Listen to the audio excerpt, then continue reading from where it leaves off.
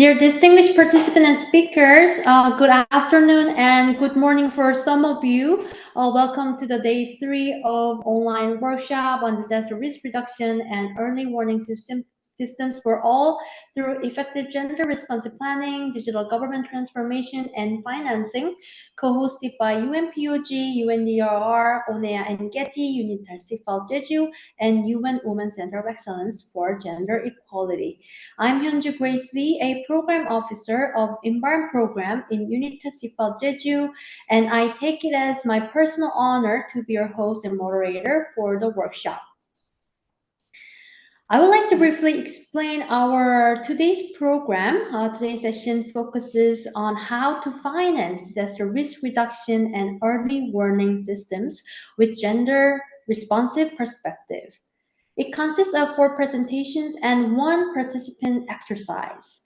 The first session will be delivered by Dr. Yanis Bergsdorf and Dr. Sayal Cortez. They will be going to introduce DRR financing and integrated national financing frameworks approach as one of the effective measures to implement it.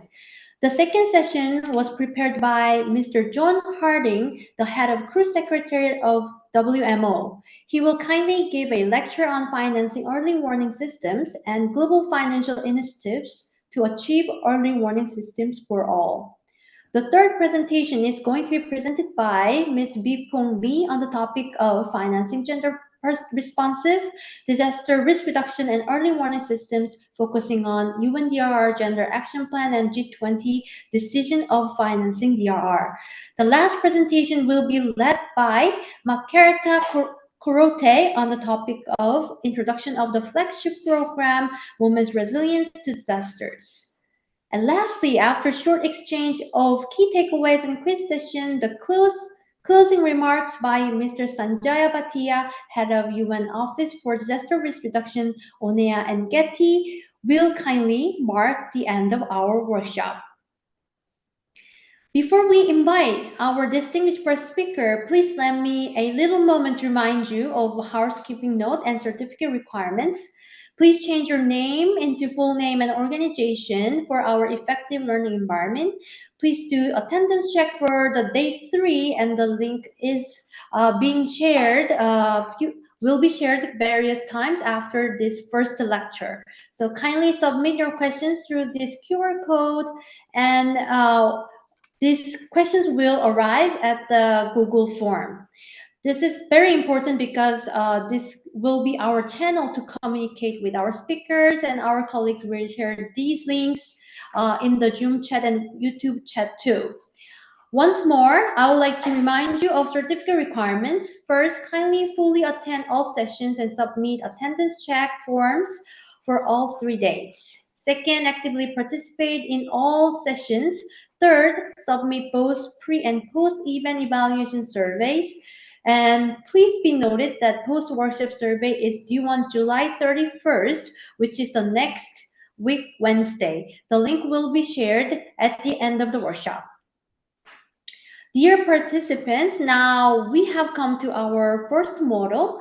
Our first speakers are Dr. Yanis Bergsdorf, Economics Affairs Officer, UNDESA, Financing for Sustainable Development Office, and Dr. Sayal Cortez, Resilient Infrastructure and Finance for Resilient Consultant, UNDR Headquarters. Yanis is an economist and financial expert with 12 years of working experience in the areas of public finance, energy finance, and financial sector development, and he holds PhD in the area of lending and financial instruments. Dr. Sayal Cortez has over 8 years of international experience working in climate, resilience, and sustainability governance. He holds PhD in environmental policy. Today, they'll be lecturing us on the topic of financing disaster risk reduction, integrated national financing frameworks approach. You will have some time to ask questions after the lecture. So if you have questions, as I said, please submit your questions in the question platform. The link will be shared in the chat box in a minute. Dr. Bergsdorf and Cortez, the floor is yours. Well, thank you so much, Grace, for the kind words of introduction, and Good afternoon, good morning, everyone. My name is Jannis Bogsdorf. I'm leading the work on Integrated National Financing Framework at UNDESA, the Department for Economic and Social Affairs. The purpose of the presentation is to introduce INFFs as a framework to finance disaster risk reduction policies. It's a joint presentation, so I will take some time to speak to what INFFs are, where they come from, where it's being currently implemented globally. I have one or two slides on application for the DRR sector, and then I'll pass the floor to my colleague Sayel, who's going to be speaking on behalf of UNDRR, and is going to have a little bit more of a deep dive into DRR policies. So before I jump into what INFFs are, this rather lengthy acronym, where does this come from? So it essentially comes from the 2015 Addis Ababa Action Agenda. So the Financing for Development Conference in Addis from 2015. Member states called for more integrated approaches to finance sustainable development. We at DESA, being the secretariat for the FFD process, were tasked with developing a methodology. And how would you go about this? So we published this methodology on INFFs in 2020, 2021. We didn't do this by ourselves. The methodology was developed by a task force, a so-called interagency task force of over 50 UN agencies. And so the whole process was backstopped, quality controlled by sort of the key players in the PFM space, including the World Bank, including the IMF. So this is a little bit where it comes from.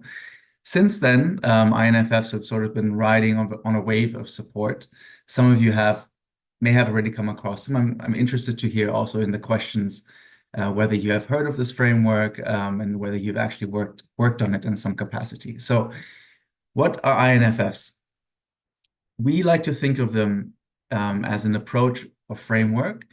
You can also think about them as a tool to mobilize and align all financing, that being public, private, concessional, non-concessional, with sustainable development objectives. So through an INFF, a country can mobilize a integrated financing strategy to do exactly that.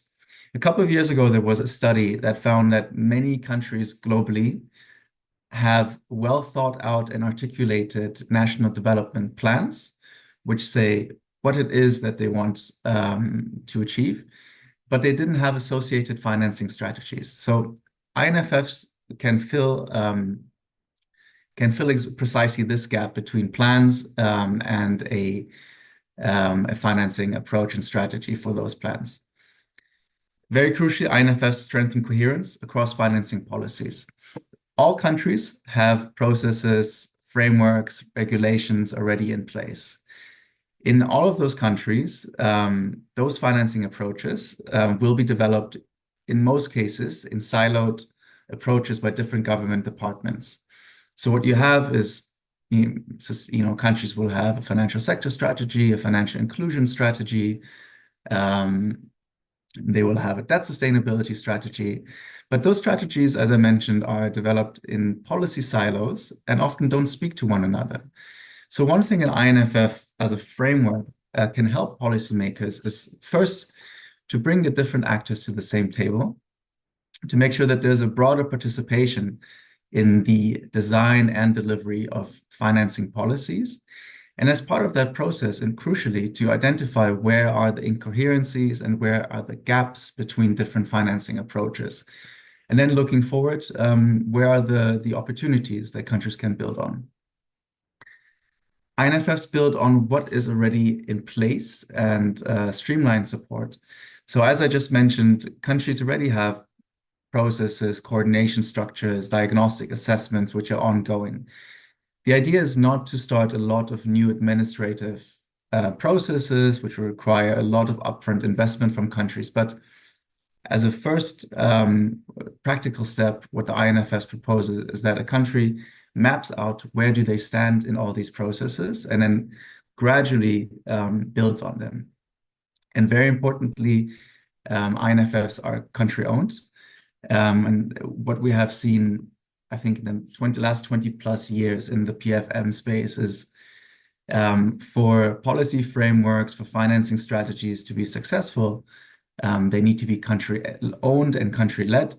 And INFFs are crucially led in most cases by ministries of finance. So next slide, please.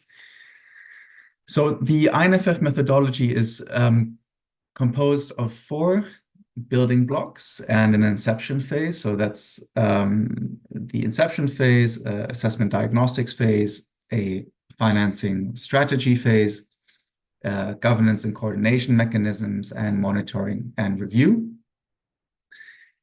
All of these building blocks have quite detailed associated guidance documents that you can find on our website, inff.org.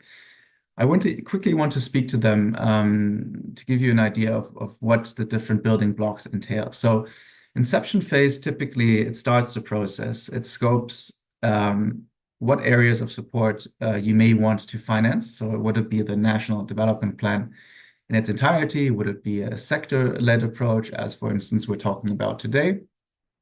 And it finds an institutional home for the INFF process. Assessment and diagnostics building block, it provides guidance to policymakers to get a complete picture of the financing, as I mentioned, all types of financing, public, private, concessional, non-concessional, in your policy environment. So looking at the needs, at the sources, a demand and supply side assessment, essentially, but crucially also looking at the associated risks to your financing environment and the binding constraints and challenges that may exist. So administrative constraints, political constraints, capacity constraints, which would make it possible to propose certain policy reforms and others not.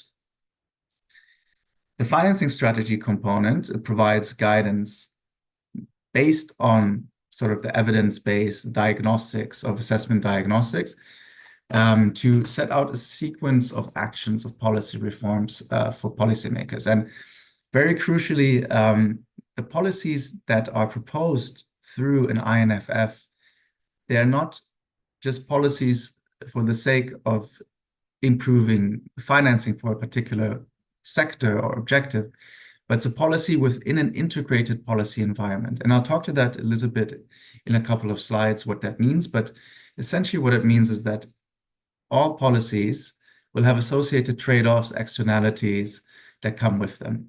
And it's important for policymakers to be aware of what those are and to take informed decisions on that basis. We then have a building block on monitoring and review, and briefly governance, 2 crucial, of course, components of any policy environment, policymaking process, and they essentially underpin the success of the policy reforms that would be proposed in a given context. So these are the different components that make up the INFF methodology. In reality, this is a much more dynamic process. Countries will be doing these things at the same time. So there will be governance structures in place at the same time as you're thinking about your diagnostic assessments.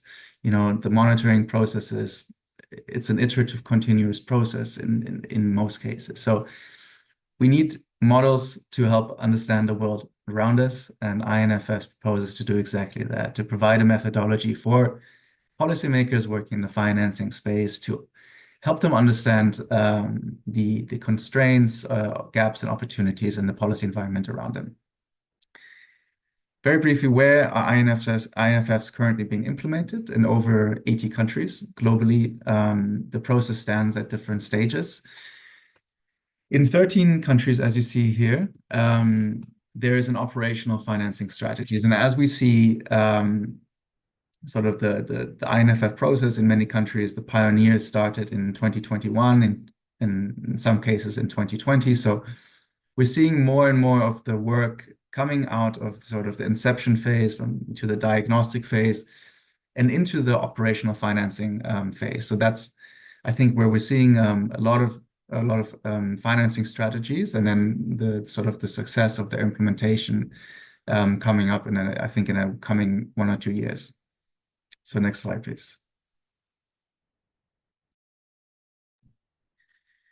So that was a bit of background into what are INFFs. Now, why does this matter for disaster risk reduction? And hopefully at this point, it's clear that INFFs are essentially a framework to help you think about how to finance the objectives that you have set out for yourself as a government.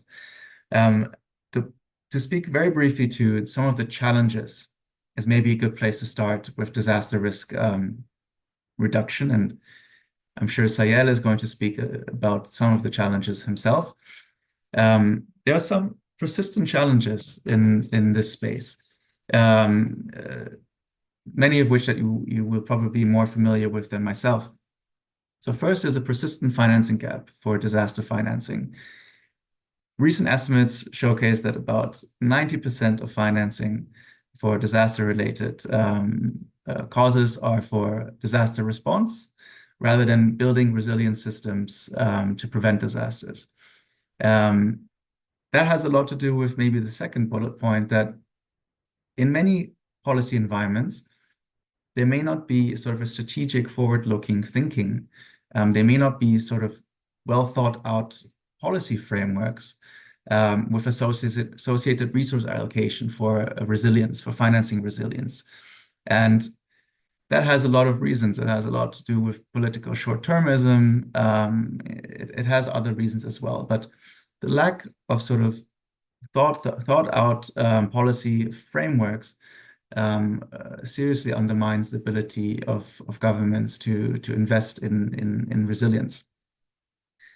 There's also a lack of integration of financing approaches across different sectors. So again, no policy to finance something exists in a vacuum. There are always competing policy objectives and goals from your peers within government, but also from different line ministries. And this lack of an integrated approach can seriously undermine your ability, again, to finance resilience. A lack of private sector investment. So again, in many cases, there's essentially a market failure in terms of the availability of private investment for these kind of DRR financing. And of course, in many countries, we see also capacity, let's say a backlog in reforms for governance reforms. So the combination of these challenges, and there are many more challenges, they all point to one thing, and that's essentially that you need to think about this in a more strategic and integrated way. And an INFF helps you do that. It brings together the different stakeholders, crucially, and it allows you to consider what exactly are the needs of the disaster sector when you are designing policies, and to consider them carefully in the policy-making process. Next slide, please. So I had already touched on this in, I think, the second or third slide. I want to just give one or two examples of the application of the different building blocks for DRR financing. So essentially, for the assessment and diagnostics, INFS provides a sort of a clear step-by-step guidance, which can be applied depending on the local capacities in different contexts. And we've actually done quite a lot of work that you can also access on inff.org. And what does it mean, for instance, in low capacity environments? What does it mean sort of in higher capacity environments? But essentially what you're starting with is, for DRR financing, you need an evidence-based approach baseline. So you would look at what are the financing needs, the DRR costing, estimate what they may be on the available of current diagnostic assessments that you may have already done, maybe start new diagnostics assessments. On that basis, identify policy priority areas where are the biggest needs, essentially. You would then look at a supply side assessment of the financing landscape. So what are the flows of funds that are currently available? Again, public, private, concessional, non-concessional. just to give you as a policymaker a good grasp on what are your options, and to put some kind of facts and figures to it. The risks, of course, risks are inherent when it comes to disaster risk financing, but I'm talking about the risks to the financing environment. So if you are accessing financing on international capital markets, as we can see, this can be quite risky, and there's a constantly changing financing environment at different conditions for countries.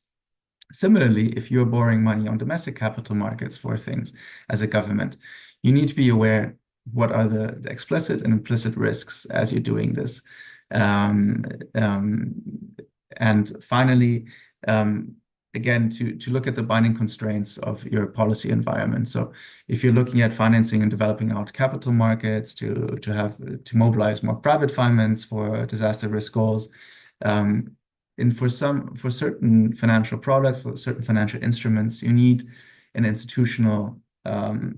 certain institutional development of your capital markets, of your banking sector. So you need to understand the binding constraints before you propose perhaps certain sustainable finance policies, or other policies that may or may not be possible in one policy context, but given the realities, institutional capacity in another country, may be less likely. Based on that sort of evidence-based approach, baseline assessment, you would then try to come up with a sequence set of actions.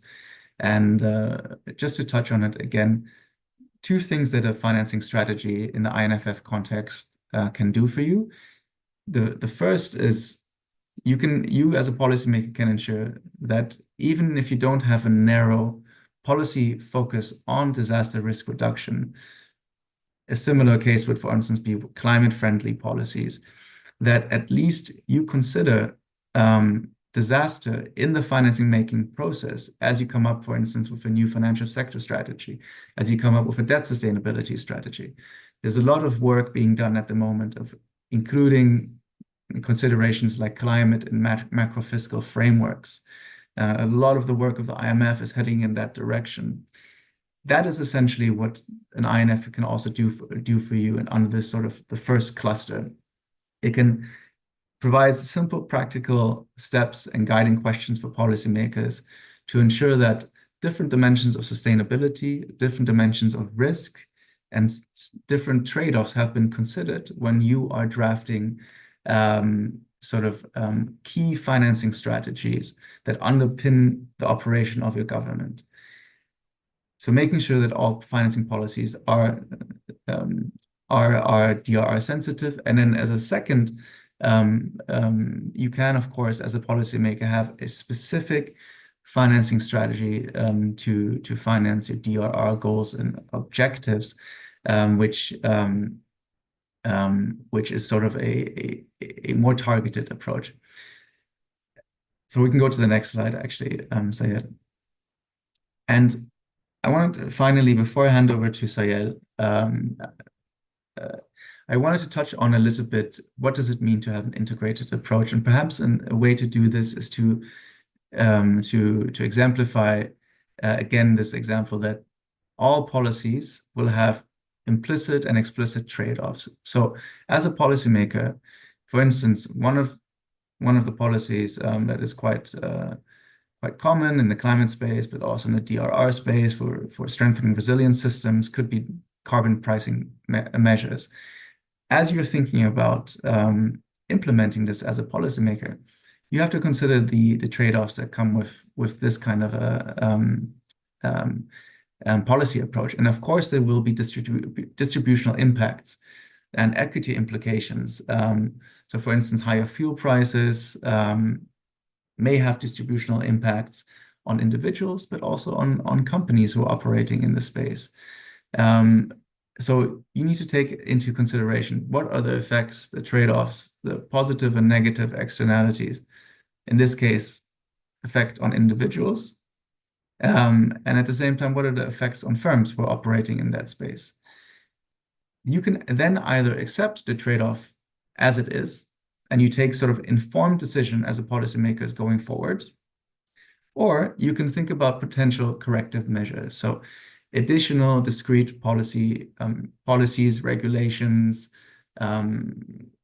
financial sort of support for the parties who are affected. So here we give a couple of examples. For instance, for individuals, you could think about supportive fiscal policies, so reduction in taxes to certain individuals, reductions in value-added taxes. And similarly, if you are trying to support industries who are operating in that space, you can think about similar corrective measures. So just to say, every policy will have sort of similar constraints, and where we're trying to move sort of the approach with the INFF is to simply be aware of what those constraints and trade-offs are, and then to take informed decisions moving forward. And INFFs provide you with a simple sort of step-by-step guidance as a policymaker to do exactly that. I'm going to stop here. I look forward to a discussion and hand over to Sayed. Thank you, Janice. Now that Janice has explained basically what is the INFF framework, I want to focus specifically on DRR financing, because as he mentioned, the INFF framework can integrate different development goals. It can be used for several topics. First, I want to think a little bit why it's important to focus on disaster risk reduction. A lot of us think about the cost of disasters in terms of the quantified destruction. There's a disaster and there's an impact on the building and the property damage and so on. But we have to consider that there's also interruption in business flows. There's a lot of indirect costs that stay longer than just the disaster. For instance, if industry is damaged, perhaps the business has to be closed for a few weeks, and that's a loss of income. But there are also non-quantifiable cost of disasters that we have to consider. There's sites of cultural significance, for instance, that have a value beyond just the recovering of the physical asset. There's also impacts on the society, not only disease, of course, that's important, but loss of education, problems in health. There's a lot of things that can keep impacting after the disaster for years sometimes. So that makes the disasters very important. And at this point, I would like to invite all of you to use this QR code or log into slido.com and put this number to participate in a couple of interactive questions that we will have in the following slides. The first one is, I would like to ask you, where do you think that disaster risk reduction resources come from? And I'm going to give a few seconds to see. You can select several options, and please do. At the end, I would like to know how many people think the different options are important, and it's really good that I see people already answering.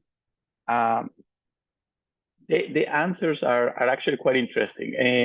And yeah, indeed, most of the burden of preventing and reducing the disaster risk comes from the government. We expect the governments to be the ones who are thinking in disasters, are preparing for this beyond that. So obviously they are investing on this on behalf of the whole population.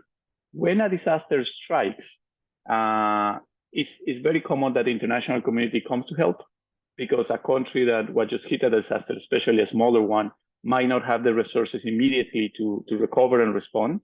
So the international community, in terms of loans or grants, it's also an important contribution, as shown in the answers. But I want to emphasize, this often comes after the disaster comes. And we are talking here about disaster risk reduction. So we're talking before the disasters. And in this case, the government has a strong contribution. But I want to highlight, and this is something very interesting, because I mean, there's already almost 300 people that answer. So I think these questions are representative. It seems that the private sector, the business and individuals, the financial sector, and the insurance sector seem like a lower part of the resources. But in reality, a lot of the resources for preventing and reducing the risk come from these individuals, come from the private sector, if the government settles the enabling policies that will put it on that. Just think about whether people buy their own insurance, for example. That's a cost, a resource that is going to disaster risk prevention or risk transfer, or whether when you build a house, you put special provisions to make sure that it's suitable for whatever hazards that are affecting in your part. So we often overlook the importance of the private sector. And with this idea, I want to move on to the next slide. Just to mention and emphasize that at the end, the resources that come for disaster risk reduction come from a variety of sources. From the public, we can use budget allocation, for example. A lot of governments have specific funds to work on resilience even before a disaster comes. There's existing mechanisms like, as I mentioned, the contingency funds, national reserves. The debt can also be used for this issue, but very importantly in the private sector, when there are regulatory frameworks that push the private sector to consider disaster to be like a risk-informed investment, these are resources that, at least in partial way, are supporting disaster risk reduction, and that's very important. There's also, say, for the private sector, a growing area of sustainable finance based on capital markets, where the government set up a bond, where private sector basically can invest in a country to put some policies in place that will increase resilience or reduce disaster risk. And because the government is going to be reducing the cost of disasters, there's going to be some profit for the investors. Obviously, insurance, that's a very clear way in which the private sector is also contributing to disasters. And I'm going to show disaster risk reduction, and I'm going to show a couple of examples afterwards. And just to finalize, and many people pointed out in the survey, the international community also contributes with different kinds of allocation and international transfers and supports. There's some programs from the IMF and from other developing financial institutions related to this. So I want to quickly put one example of each just to show you that, for example, the government of India has already set up that they will assign 20% of disaster-related budget to disaster risk reduction activities, and leaving the rest of the disaster response 40% for response, 30% for reconstruction, and 10% for preparedness and capacity building. This is a very interesting approach because they force the government to conduct disaster risk reduction activities because the budget is already there, so they have to use it. And that's a way to motivate the government to think about disasters, even when a disaster is not striking. That is very important for disaster risk reduction, and it has a lot of economic benefits. In terms of the private sector, for example, I want to highlight the Equator principles. These are principles for financial institutions, that a set of rules that financial institutions can follow. And there's over 139 financial institutions in 39 countries that follow these principles. And one of them requires to do climate change risk assessment for the projects they finance. So all of these financial institutions, before financing any project, they will do a risk assessment, in this case of climate change. But by doing that, they're forcing themselves and also the person doing the project to consider the disasters that will come, the hazards that are present, and to prepare for them. Otherwise, they won't be able to access the fund. So this is a very good way to risk inform the private this funding in a way that goes into reducing the risk for disasters. Finally, internationally, I want to highlight the Resilience and Sustainability Trust Fund from the IMF, for instance, that helps low-income and vulnerable middle incomes to build resilience, which is very important because a lot of times these smaller incomes don't have the resources they need. And by not having those resources, they cannot prepare in a good way to any hazards that they have to face. And then the cost gets bigger because it's usually more expensive to reconstruct, to rebuild, than to prepare beforehand and prevent the damage. So with this, I want to jump to another question. Now you know how this works. You can use the QR code or log into Slido and use this code. And I want to hear a little bit from you, what kind of barriers do you think countries face when accessing funds for disaster risk reduction? And this is very important because I don't think anybody here believes that we should not prepare for disasters. We know that disaster will come. It's a common issue. It happens in some countries every year. So every country has this. We naturally have this idea that we should allocate more funds for disasters. But the truth is that it doesn't happen as much as it should. There's a gap on funding for disaster that it's estimated at least 75%.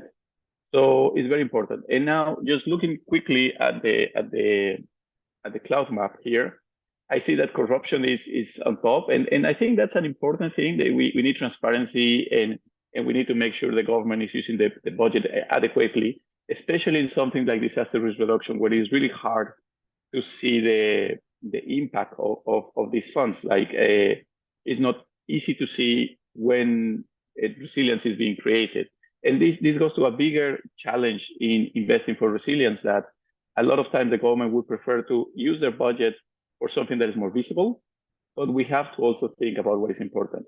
And I'm looking around at a few of the things that you have put. We have lack of political will, allocation for resources, limited financial resources, policies. I think a lot of these are very important. And what I can get from this set of words in general is that there's a lot of pieces that have to come together to fund disaster risk reduction. And I think this is something very important about the INFF framework, that it helps you to think more systemically, more comprehensively about this kind of development objectives.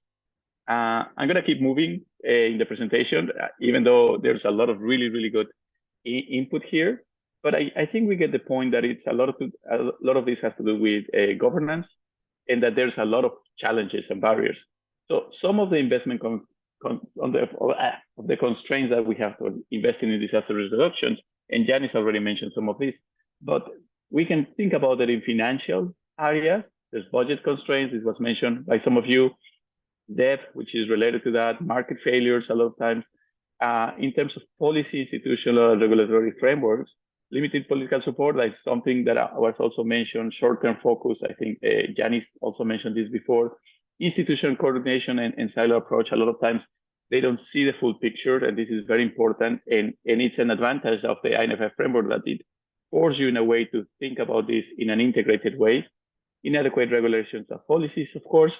And in terms of capacity and awareness, I didn't say it that much, but I think it's very important that people are aware of what hazards are they vulnerable or exposed to.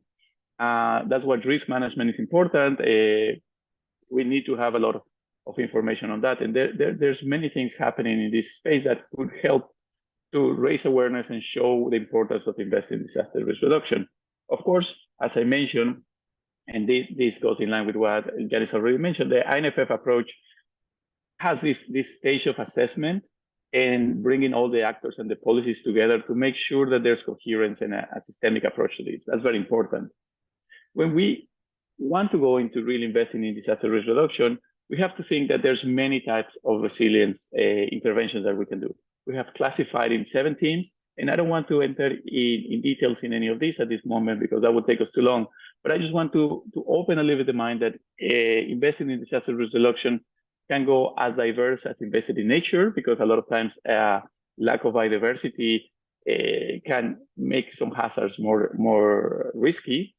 To other extremes like investing in health. Of course, we all know about COVID, so it's important to invest in health, but also protect agri-food systems, for example, to prevent some kind of disaster. So there's a lot of investment related to disaster risk reduction that we can consider, and it will depend on the country and the specific hazards that you have. So there's always a cost-effective response that we can do to prevent this. In the same way, there's a wide diversity of potential options to get resources for disaster risk reduction. And I will invite you to download this report that we conducted together with you and Desa, and Janice and I worked together along with other colleagues on this for a few months. And without getting into detail in any of this, I want just to highlight that there's many alternatives, both in the public space, in the private sector, in the international community. We mentioned some of them already, but there's my point with this, rather than going specifically on each of them, which will take us a long time, and you can do it if you go to this report. There's an explanation and example for all of them.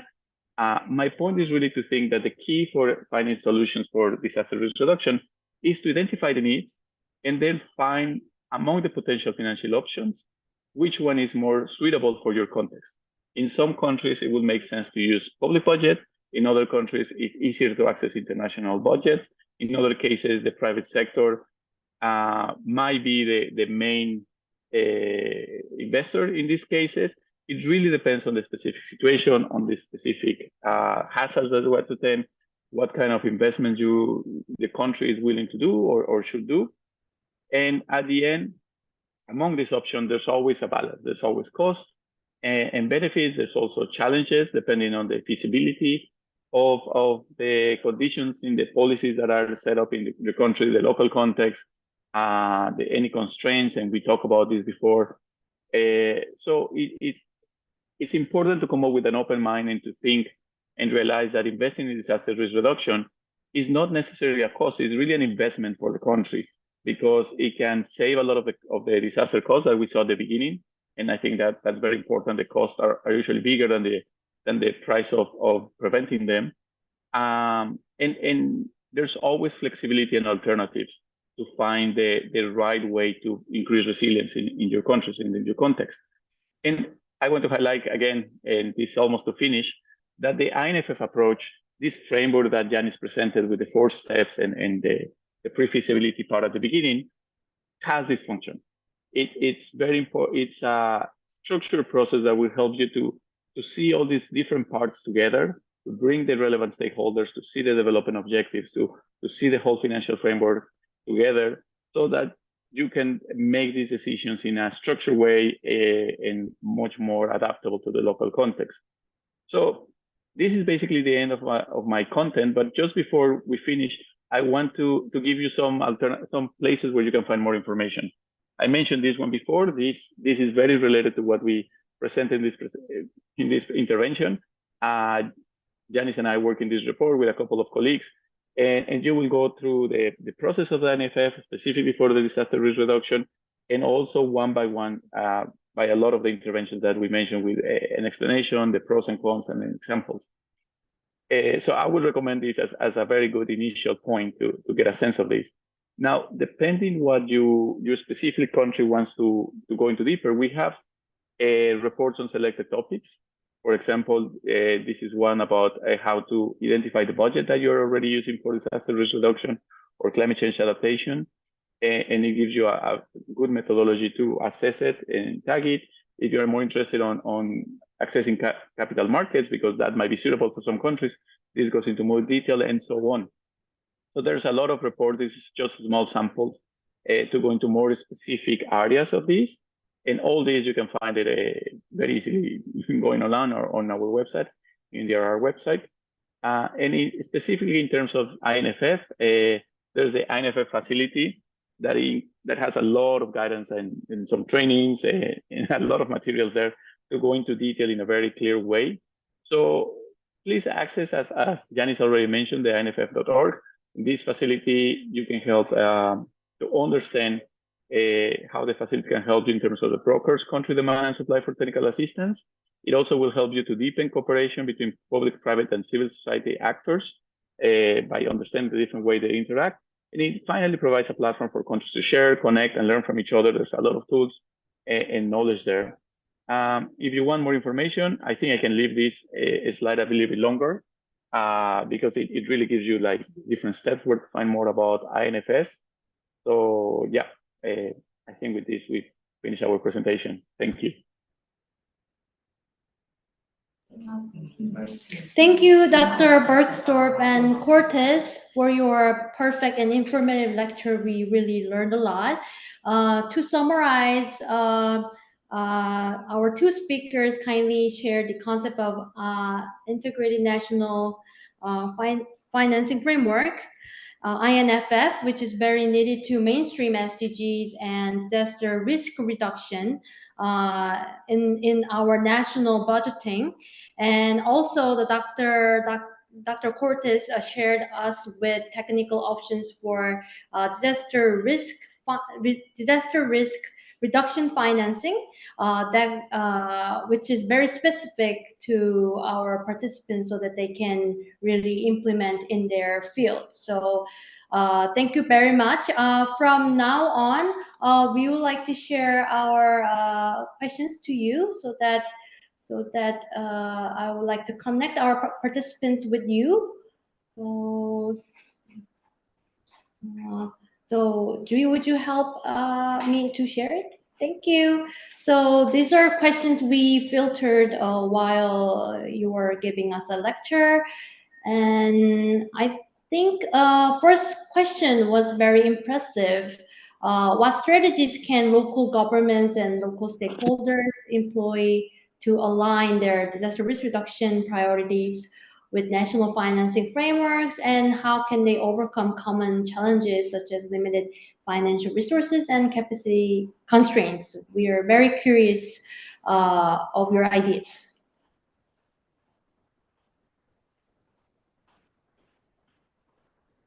Well, You want to I don't start, know. Sayel, and I'll complement? Okay, well, I think the key part for this is to look at an integrated approach. And I actually think INFF can help in that, into bringing all the stakeholders together. But first, it's important to have clear objectives on what is the goal of disaster risk reduction, and to map the stakeholders that are relevant for this, and what is the role in this problem. So I would recommend to do an assessment of all the stakeholders to understand what is their role, and then with that in mind and with a common goal that they have, to come up together and come with a joint strategy. And I think a lot of countries have already done that, usually from a top-down approach. The challenge tends to be to go down to the local governments and stakeholders. But in a practical, I mean, in the terms of the actions and investment, I think that's the way to come up with a DRR strategy. And then for the limited financial resources and capacity constraints, well, we show that there's a lot of options. The INFF approach, I think, is a good way to look into this, but I don't know if Janis wants to go into any more detail. So the only thing to complement perhaps here is, and I fully second Sayel's input. You know, you need to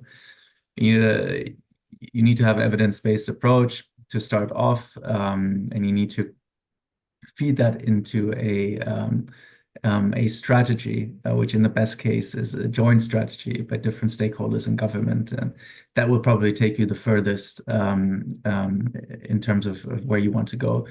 Is that a lot of the diagnostics might already exist in your country, so that you might have received support from an international financial institution. There may have already been a diagnostic assessment that has been undertaken by the local government. So it's really about drawing the baseline based on available information. We often don't do that. The first sort of inclination is to jump to a new assessment or to a new process and structure. So take a moment to take stock of, you know, what processes already exist in your country, what coordination mechanisms do they meet, do they not meet, and sort of build from there. Thank you. Thank you. I think it will be great help to our participants. So would you select your questions if you can see our questions, or do I have to deliver to you? Yes, I think I will deliver to you. I think second question is also very interesting. Is there any preference? Is there any preference for qualitative and quantitative assessments when determining risk, when considering financing policy development? I think one of our participants are asking whether there is a certain assessment tools that could be helpful for scaling the risk, so that we can prepare that. Yeah, maybe I can talk a little bit about this. As Janis mentioned, there's already, most countries have done some kind of a risk assessment, and I think that is very important. Usually, to do quantitative risk assessment requires more information and more capacity.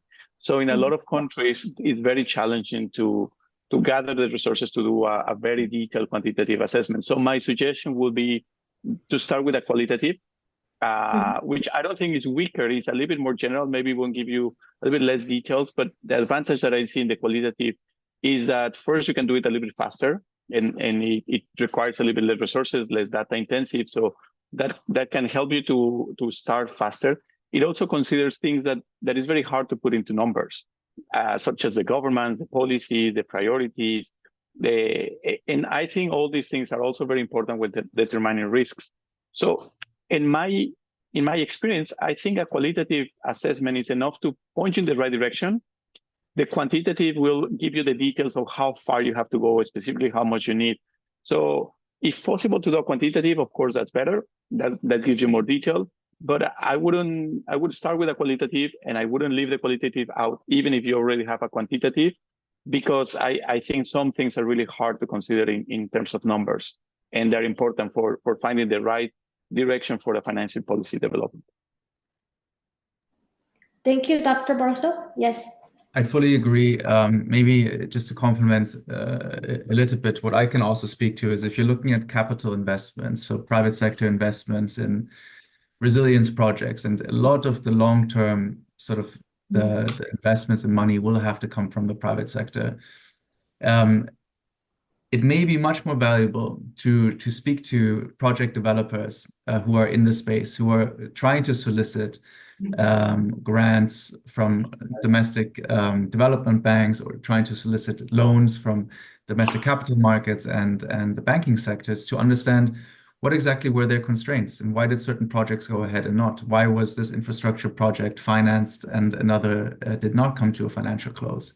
You know, what kind of non-financial reasons may there be in the regulatory environment? So again, I think this is these are things that you can really only understand if you have sort of a qualitative assessment where you have a dialogue with participants who are ultimately going to be responsible for these kind of investments. And you feed that experience back into your policy design and environment.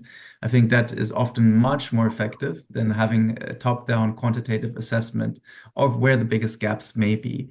In reality, if you do, for instance, a costing analysis, you will find big gaps in most countries. So that's also just the reality of it. Yes, we really appreciate your answer and explanation. Sadly, we are short of time. Maybe one more questions to address. Since every project, when we think of every project, benchmarking is very important. So could you provide any examples of countries successfully implementing INFFs for DRR, and what lessons can be learned from their experiences? Our last questions. Thank you.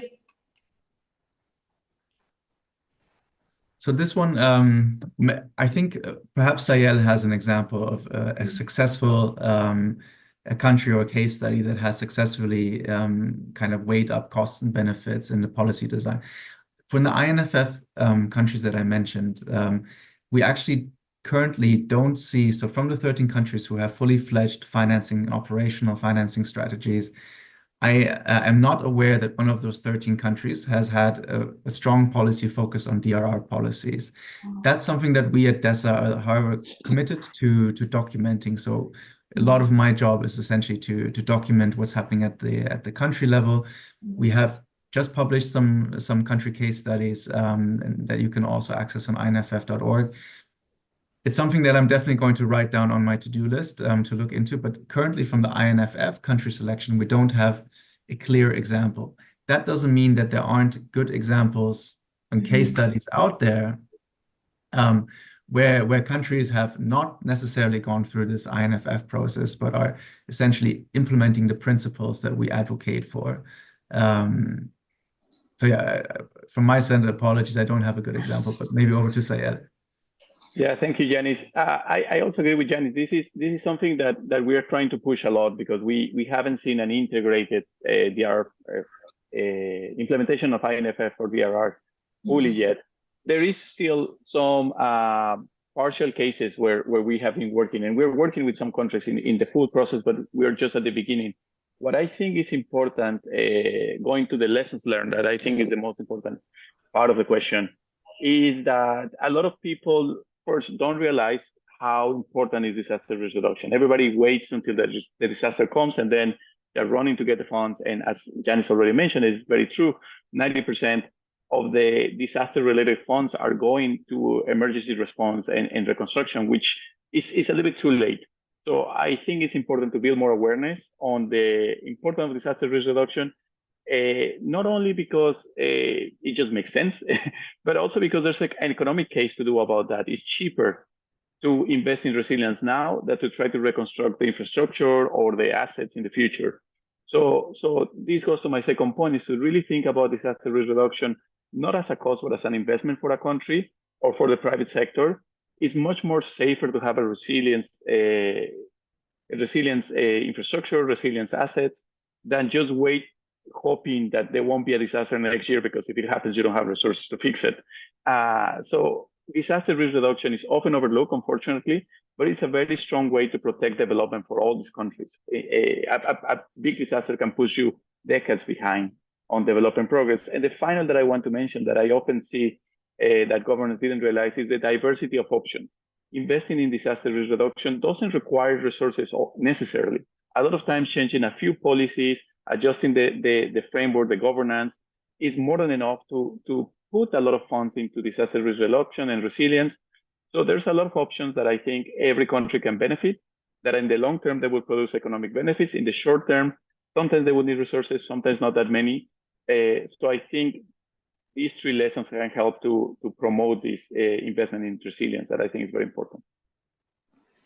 Yes, thank you. Thank you for your answer. I hope many of our participants become very aware of this INFS approach and do their actions towards making this really happen. And maybe in a few years we can see the successful cases of this INFS for DRR. So thank you very much. And since we reached the end of time, I would like to thank Dr. Seil and Bergstor once again for an informative and insightful presentation. And please join me in giving them a warm round of applause, participants. Thank you. Thank you for joining us. Thank you.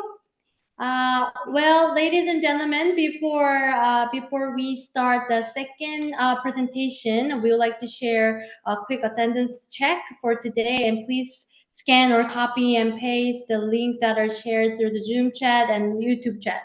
Throughout the day, the links of the chat forms will be shared a few times in chat box, so please be minded that. So, dear honorable participants, I'm pleased to open the second presentation session. In this session, we will focus on financing for early warning systems. Following the launch of the Early Warning for All initiative by the UN Secretary General in 2022, significant global efforts are really on the way, including the climate risk and early warning systems initiatives. So we are delighted to welcome the representative from CRUISE at the World Meteorological Organization, a key driving force in this critical and massive global project.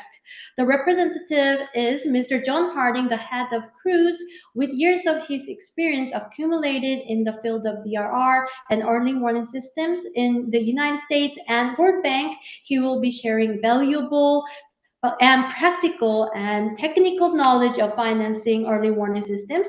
After 40 minutes of lecture, we will also have Q&A. So please send your questions to the question platform. So please kindly have a floor, Mr. Harding. Thank you for coming. Good morning, colleagues. Thank you, Grace, for the introduction. I hope you can hear me well. I'm John Harding. I'm very happy to be with you today and quite excited with spending the next session with you talking about early warning systems. Let me share my screen.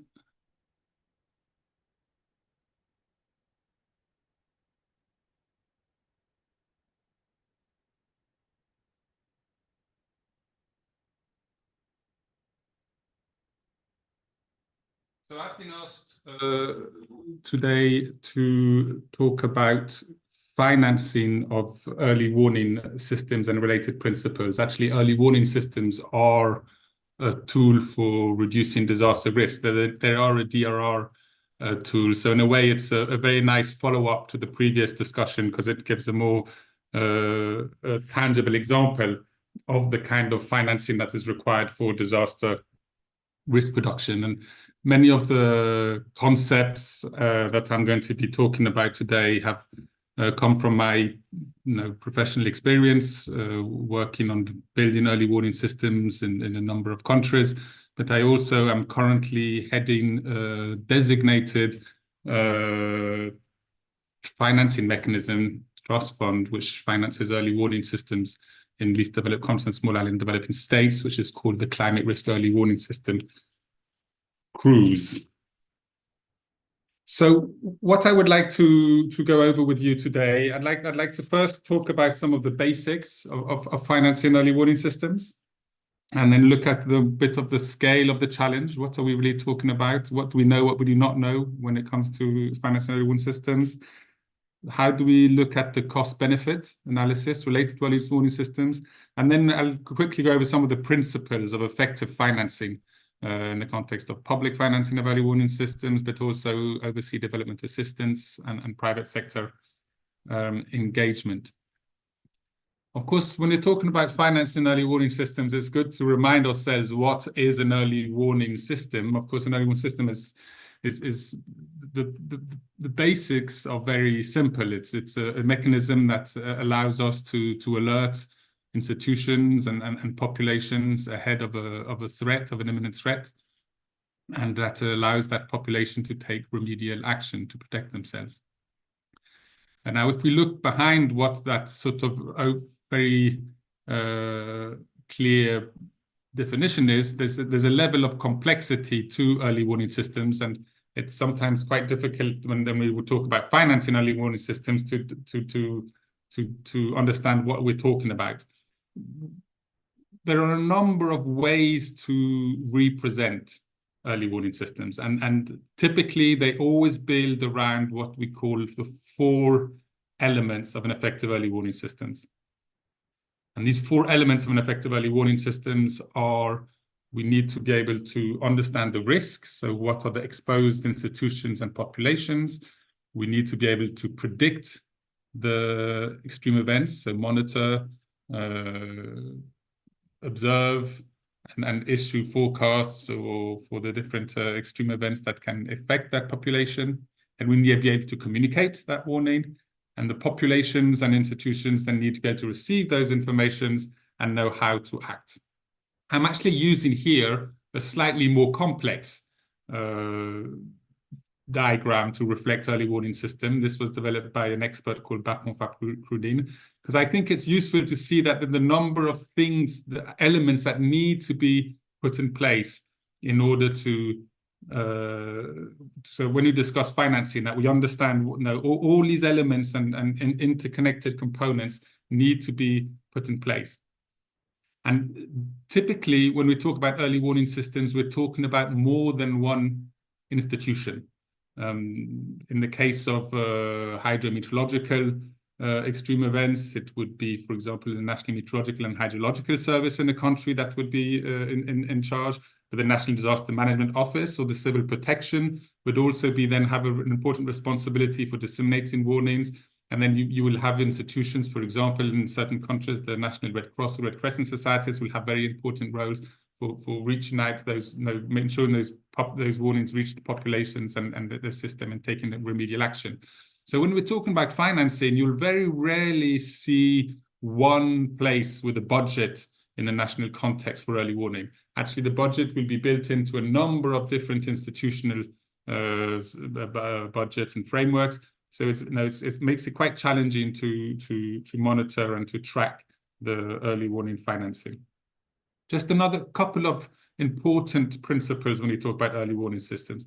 First, we talk about multi-hazard early warning systems.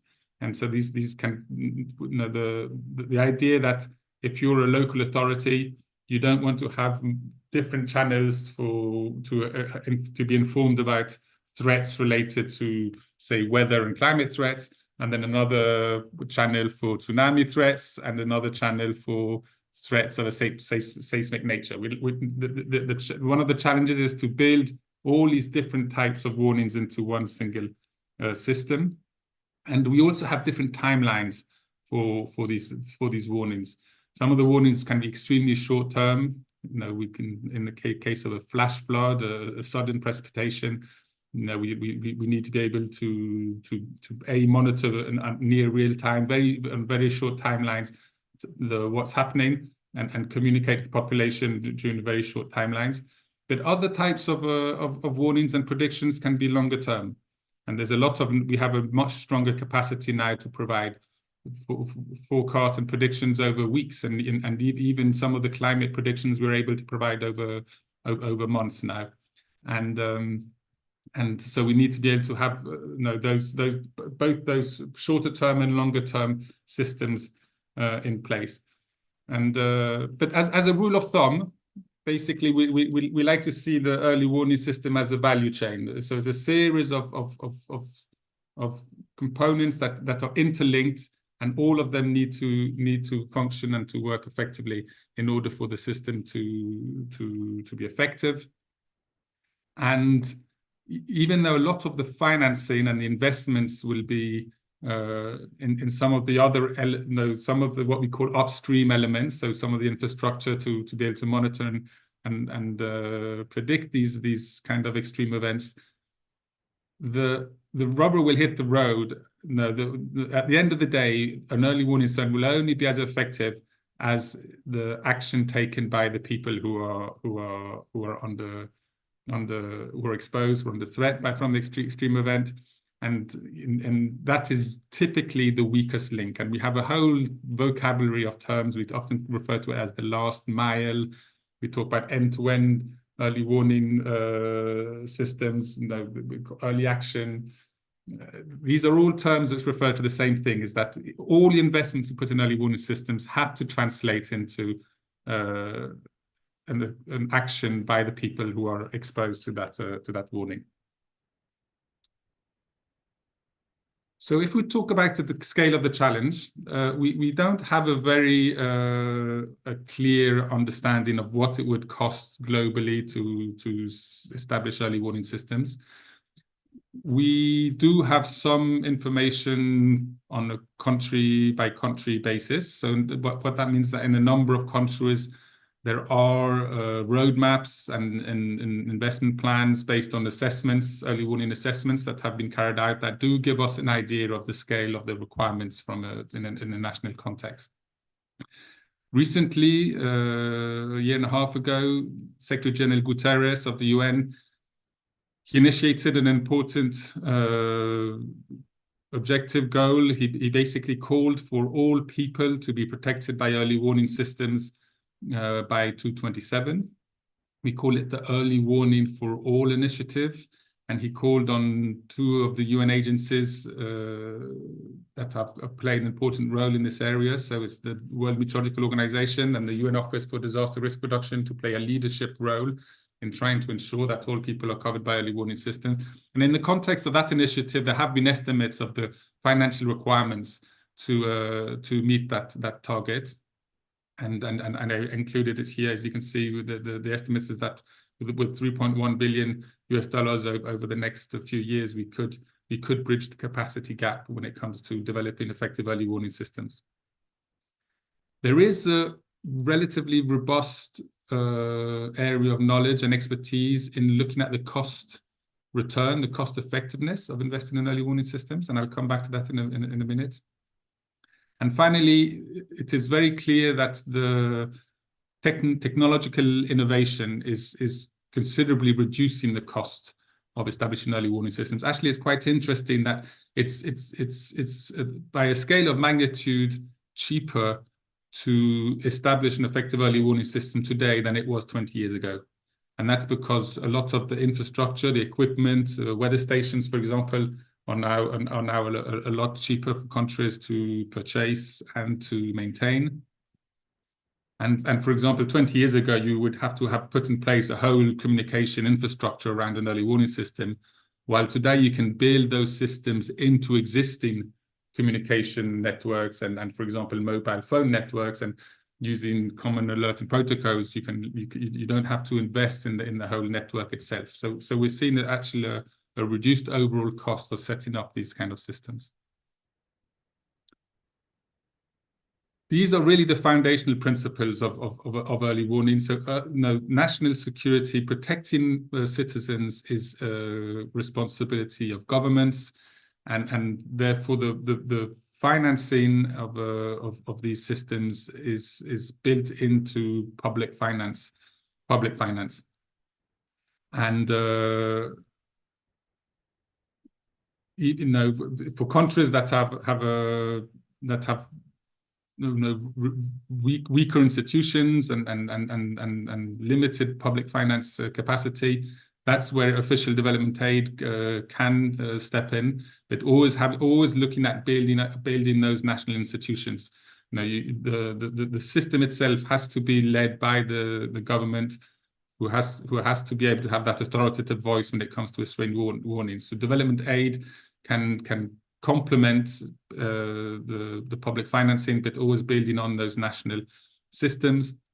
And one of the recent developments which has made a big change to financing early warning systems is the fact that early warning has been recognized by countries in the context of the climate change discussions as one of the most effective ways of adapting to climate change and extreme climate events. So we're seeing this has opened up windows of opportunities on the financing front, where a number of the financing mechanisms set up for climate financing now are able to support countries build up the capacities and institutions when it comes to early warning systems. So as you'll be very aware from your respective functions, public financing is limited, and it's important to be able to show the social, but also the economic benefit, the return of these types of public finance and investments. And so there's a lot of studies and that are carried out to show the cost return of early warning systems. It typically will basically look at, on the one hand, what is the cost of setting up the system and the operational cost of the system, and compare that with the benefits, and the benefits of an early warning systems are in lives saved primarily, but also the livelihoods saved. There are also quite a lot of economic benefits in different sectors. For example, accessing climate information can mean that water resource management can be done in a much more effective way. Agricultural production can be a lot more effective. So you have to be able to show the benefits also across some of the sectors. I just included here one of the examples in the case of the US, but here you can see there's a 1 to 6 return, typically between 1 to 6, 1 to 8 return on the investment in early warning systems is the kind of the figures that we see most often. And is also very useful, of course, to compare those returns with other sectors and other investments in the context of, for example, climate change adaptation. And these are some figures that are provided where you can see how the effectiveness of investing in early warning compared to other types of adaptation approaches. And so this is, as I say, these become extremely important when we're trying to convince governments to invest into these national systems.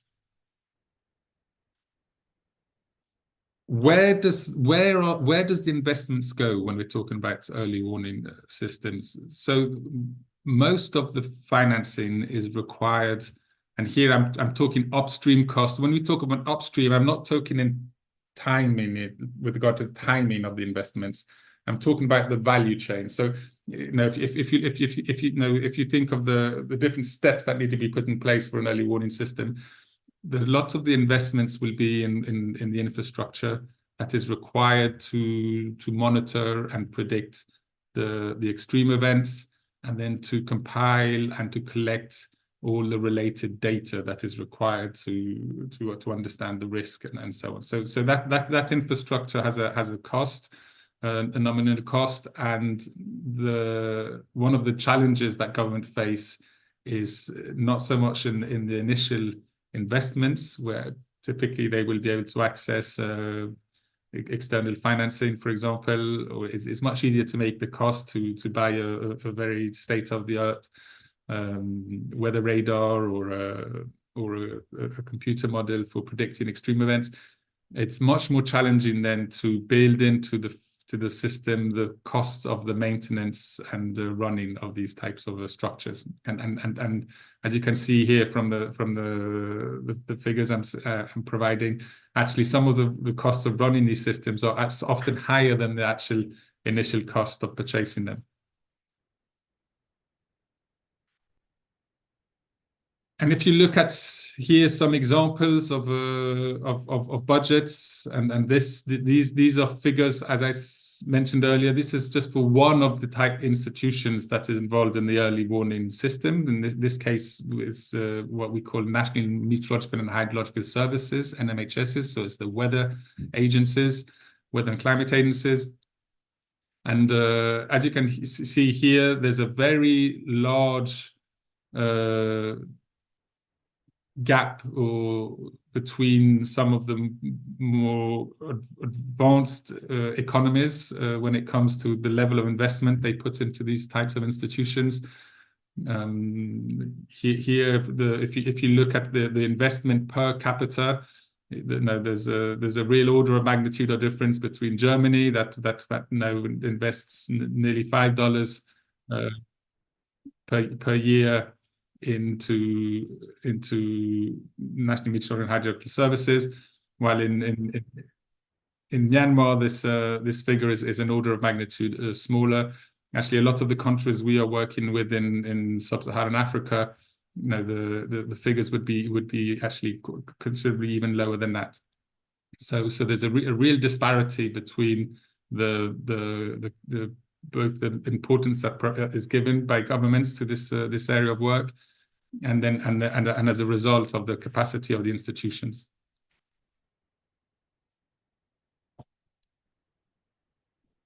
So in the context where there's a growing demand for these types of services, typically in urban settings with populations, people are more and more dependent on predictions and warnings and weather services. As you can imagine, that is quite a big struggle for governments to keep up with that demand. So this is where the private sector can play an important role, and actually the private sector is also often at the front line of a lot of the innovations when it comes to prediction and warning services. And there was a recent World Bank study that was interesting because it looked at different ways that the private sector can engage in this area of work, and they identified three sort of entry points. One is where the private sector can help, that they call jumpstart to really help the governments put in place some of the initial investments required to build up an effective early warning system. In countries who already have a certain level of capacity, the private sector can play more of a complementarity role in providing some of the services. And in some more advanced countries, the private sector can basically take over whole sections of the value of the services that are provided by an early warning system. For example, in Germany, the weather service, they do not provide any of the communications of the predictions that they provide. Those are all provided by private sector companies, and actually by law, the German weather service is not allowed to compete with those private sectors, because they would have an advantage if they set up their own applications to provide those weather services. But you can only have a system like that, of course, if you have a public service that is extremely well funded. So they don't require financing for the services they provide. I may just say a couple of words then to complement the public sector perspective here, and maybe talk a little bit about how early warning systems are financed through our overseas development assistance. There's a long track record of financing early warning systems.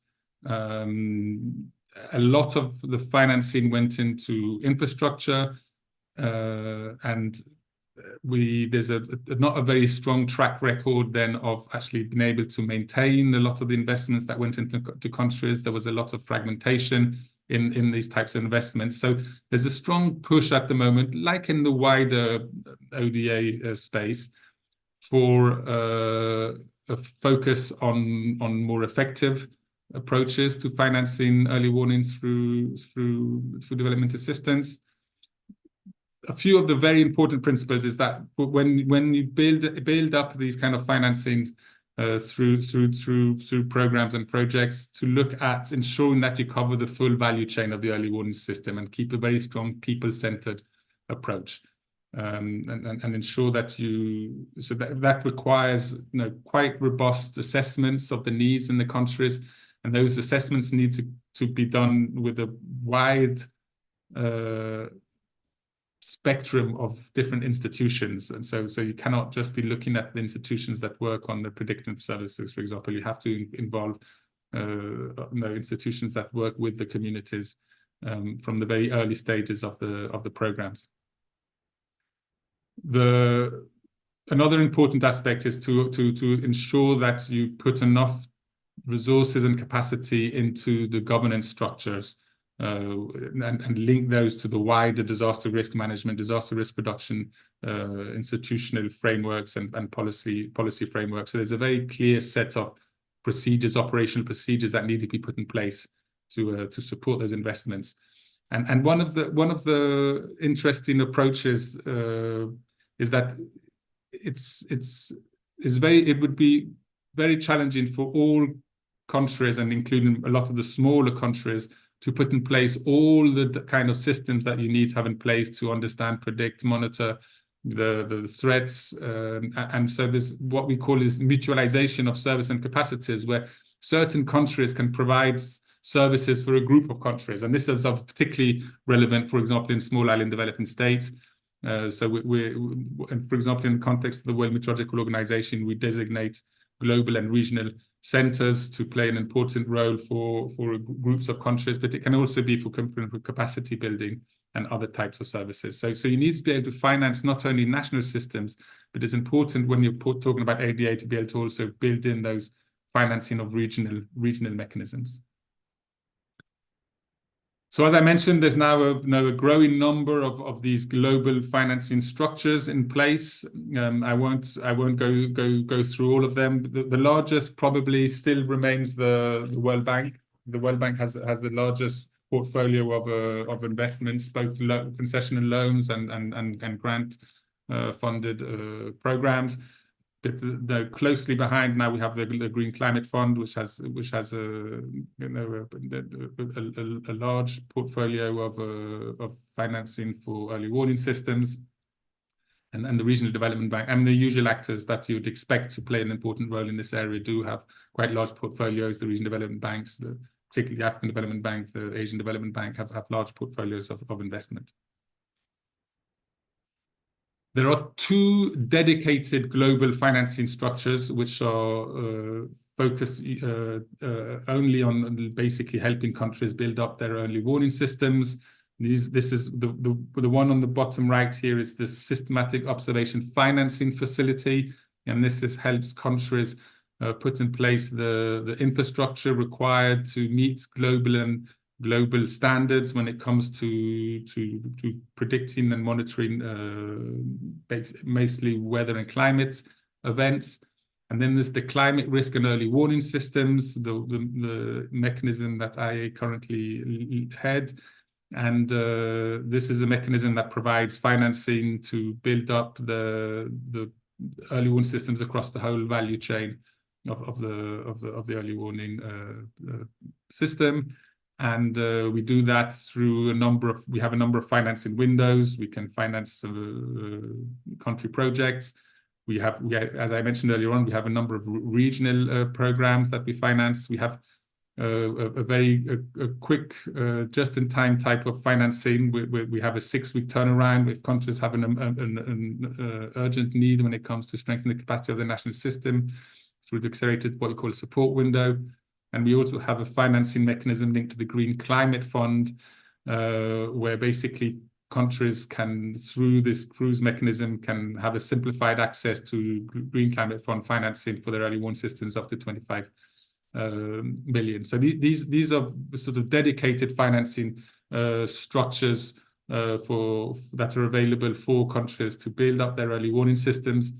And as you can see, this allows us really to build up capacities and look at some of these principles of effectiveness that I referred to earlier on, and ensure that we address the priorities of the countries that are the most pressing across the whole value chain of an early warning system. And just to wrap up, I would, before we go to the questions, which I look forward to having to look at reading, is I just want to say a couple of words around how do we measure success, as we all have a good understanding that it's hard to finance something that you can't measure. And this is very much a topical issue at the moment, especially in the context of this early warning for all. And for us to be able to measure the effectiveness of our investments, we would basically need countries to be measuring the effectiveness of their national early warning systems. And this is very much tied into a number of important global goals and targets. The key one being probably the Sendai framework for disaster risk reduction targets, which has a dedicated target on early warning, but also obviously the targets on life loss and livelihood loss, which link into the SDGs. So we're really looking to build up a metric system which allows countries to look at the effectiveness of their national systems and tie them into these global goals and targets. And at the moment, we're developing quite an advanced maturity index, which will assist countries in really looking at the effectiveness of their national systems. So the main takeaways is on financing early warning systems. Very important to really anchor this into public financing. We need to be able to make a solid social and economic case on the relevance and importance of these systems for the broader sustainable development objectives of the countries, and give more visibility to the national institutions that work on these topics. And I'll stop here and thank you very much for your attention, and look forward to having a look at the questions. Thank you, Mr. Harding, for your excellent presentation. And we actually could learn how to practically finance early warning systems and related international projects that are essential to achieve early warnings for all initiative. Actually, it was very impressive to know, different from our common belief that initial procurement cost is much higher than the management cost. It was wrong. The latter is actually more expensive than former. So it means that we really need to secure and plan smart budget that should be holistically and comprehensively helping us to enhance early warning systems. And I think in this way, I mean comprehensive way, we need to in this way we can actually have sustainable early warning systems to be installed for everyone to be protected.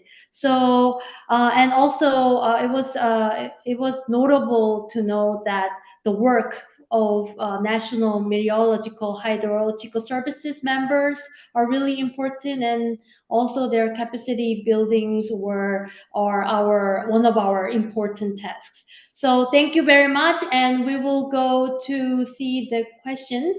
While you were delivering your lecture, we filtered some, and there are many interesting questions.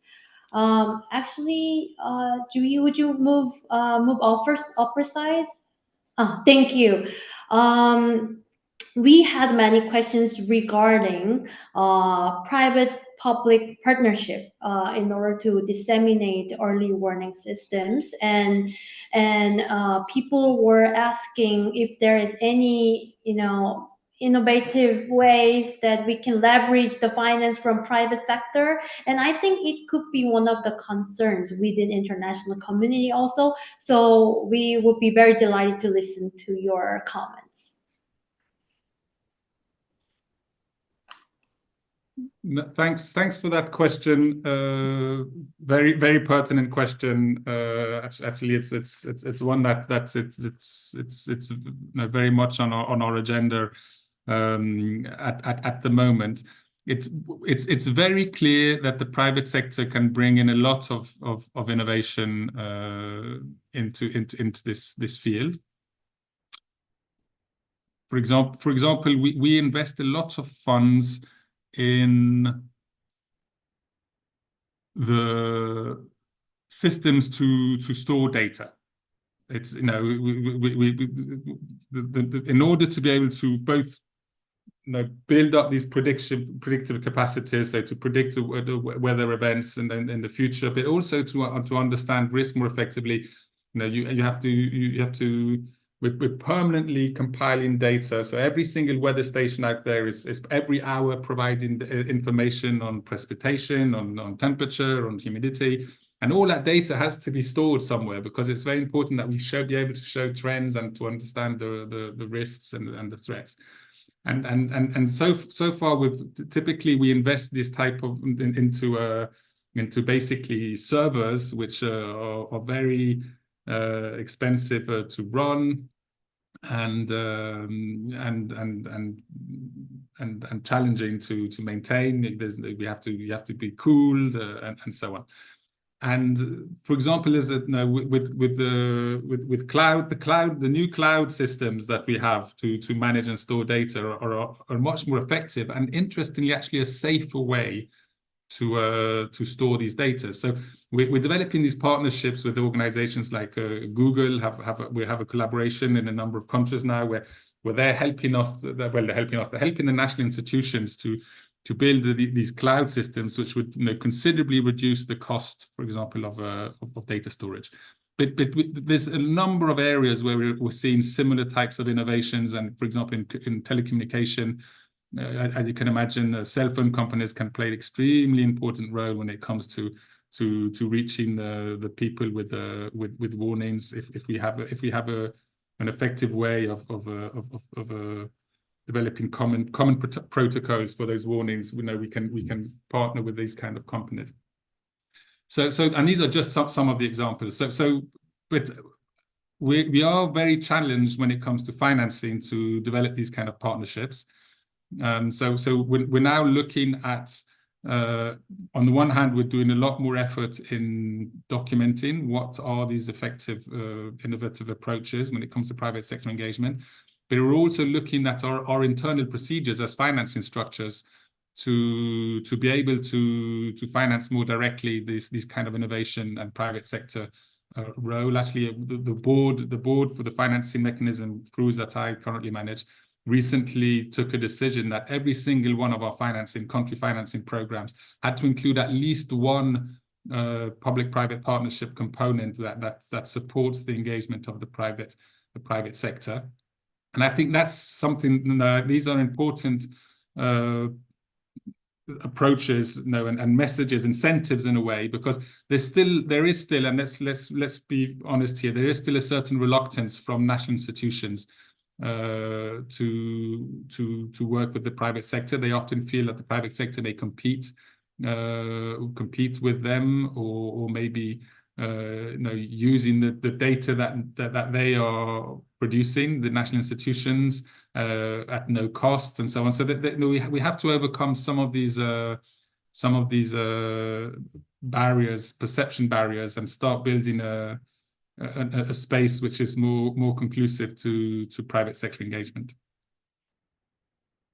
Thank you very much. Actually, I would like to give a further question regarding your answer.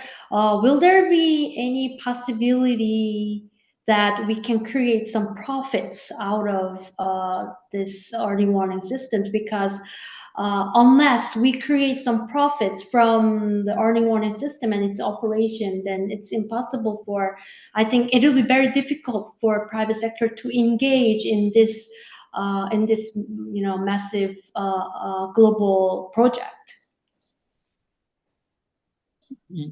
That's a very tricky question, and an important question, and central to a lot of discussions currently globally. Obviously, the warning systems itself, you know, cannot generate a benefit. Mm-hmm. You know, the warning systems is a part of national security. It needs to be as inclusive as possible. We want to be able to reach as many people as possible, and therefore it's, you know, it wouldn't be it wouldn't be socially just to put a cost on warnings. Now, when it comes to a lot of the data that's generated, from the climate and weather data, that has a very strong value. We, as the international community and represented by the World Meteorological Organization, we try and promote free access to all the data that's produced, and promote as a public good. So we don't encourage the selling of the data.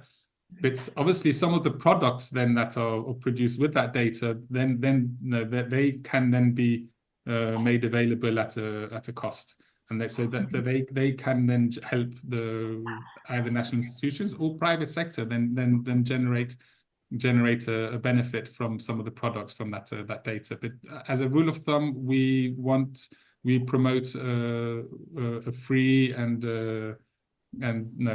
easy access to all the weather and climate data that we produce through our global system. Thank you very much. Thank you very much. And next question we received that was very interesting. How we could bring horizontal and vertical collaboration in regional level or fund collaboration for early warning systems, since this kind of system could be actually is connected globally to share their data and their analysis, right? So we would like to seek your insights on this.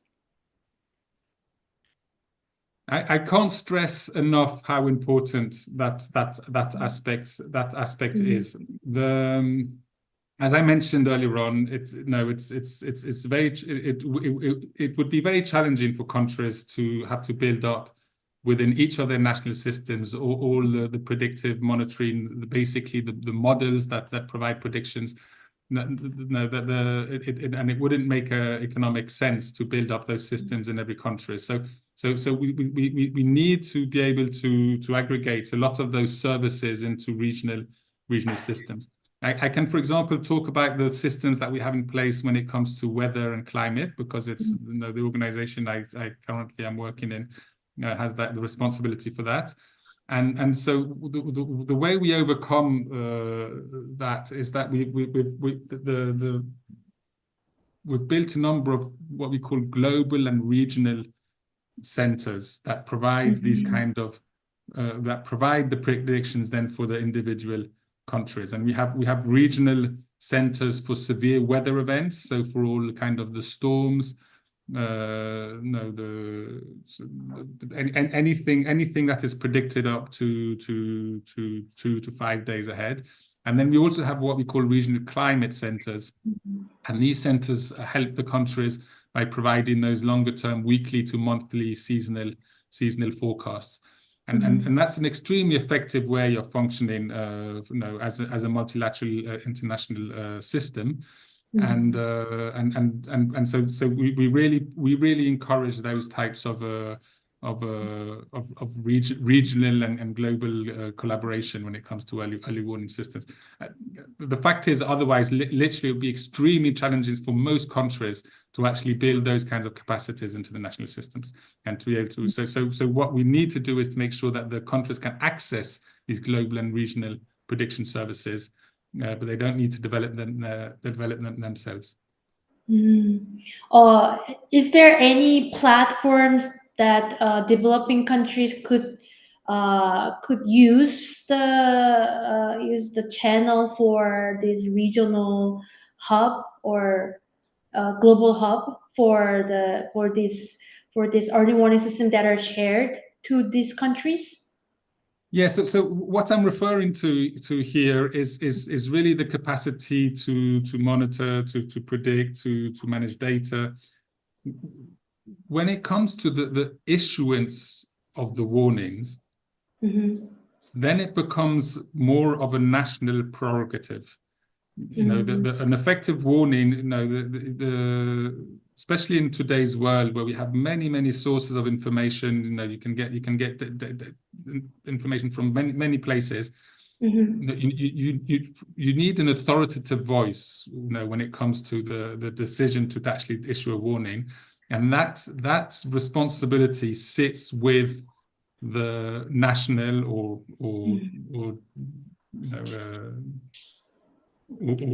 more local authorities, depending on the size of the country. A smaller country will just be a national authority. In larger countries, that responsibility will be devolved, but there has to be a very clear and authoritative voice institution that's responsible for deciding when a warning then has to be acted upon and disseminated and communicated, and what action to take. And that, for those types of elements,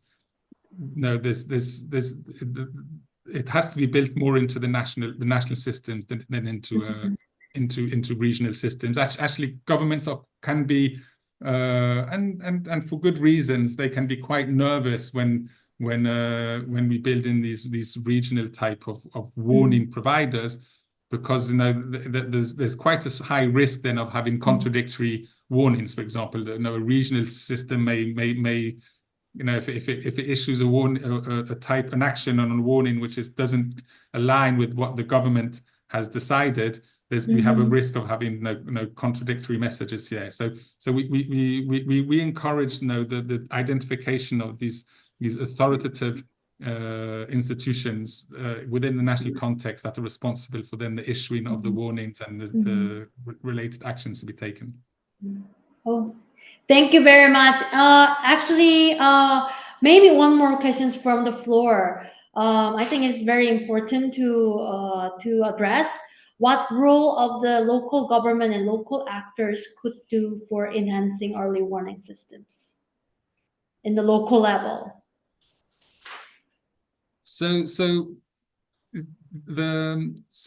While a lot of the technical work can be done at different levels, when it comes to the understanding of the risk and what are the types of actions that need to be taken by the population, you want that component of the warning system to be as localized as possible. And I just referred to it earlier on. While you want an authoritative voice at a national level, the channels through which that information would be communicated have to be as local as possible, because that's the level where you understand much more clearly the needs of the population, the types of actions that can be taken. And this is local, and in local communities here, I include obviously urban contexts, which are often not small communities, which are very large and challenging communities to manage. But so you need to, you really, it's very important that you're able to hardwire your early warning system into the local system or the city systems in order for them to be effective. Thank you very much. I believe that our participants learned a lot from you. Thank you very much for today. Since we arrived at the end of time, we have to close this presentation. Thank you so much. I want to thank Ms. Harding for absolutely wonderful lecture today. Ladies and gentlemen, please give Mr. Harding a warm round of applause, although we cannot hear you. Thank you very much for today. Thank you. We have now reached a brief intermission in our proceedings, and it's been very engaging session so far, filled with insightful discussion and valuable contributions. We will have about 7 minutes break, and we will come back by 3:50 in Korean time, so 7 minutes from now. As we are highly requested to share post-workshop surveys before the last session, so we decided to share in this break. So participants who are available at the moment or in the break, just do the post-workshop survey, and don't forget to do day 3 attendance checks too. So after 7 minutes break, as day 1 and day 2, Miss Vipong Lee from Yuan Woman will lead the entry points for financing gender responsive, disaster risk reduction, and early warning system parts of the session today. Thank you very much. Thank you.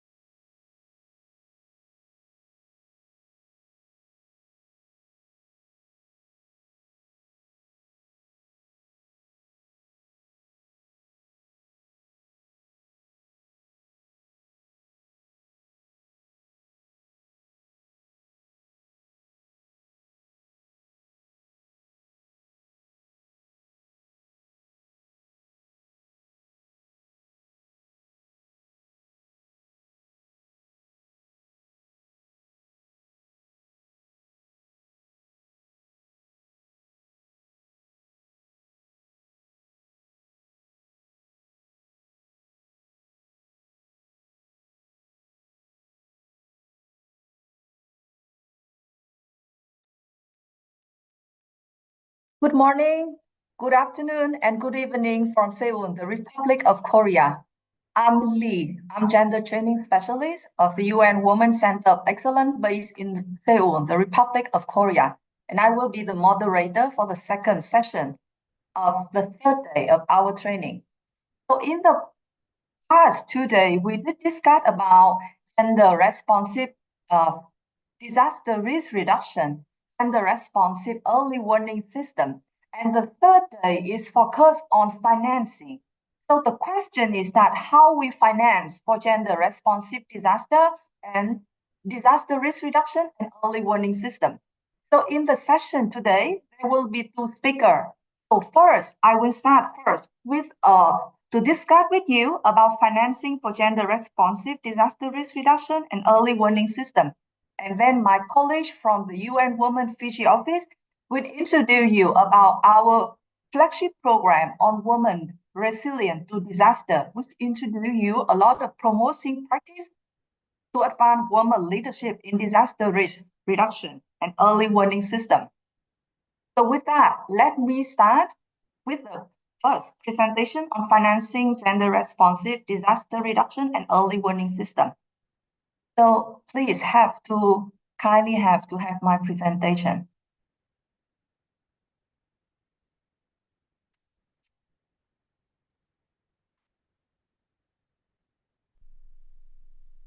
So, okay. So there has been a lot of challenge for gender equality. Next slide, please. So in many countries, we have a plan for gender equality and the commitment to advance gender equality. But the finance investment budgets to make it happen is very low. For UN Women, we're doing a research around the world, and we see that many gender action plan is unfunded. And therefore, it is very important to talk about how to finance it. The country make strong commitment for it, but it needs to be resourced and implement. So for me, I have been working on gender responsive budgeting in the past 9 years.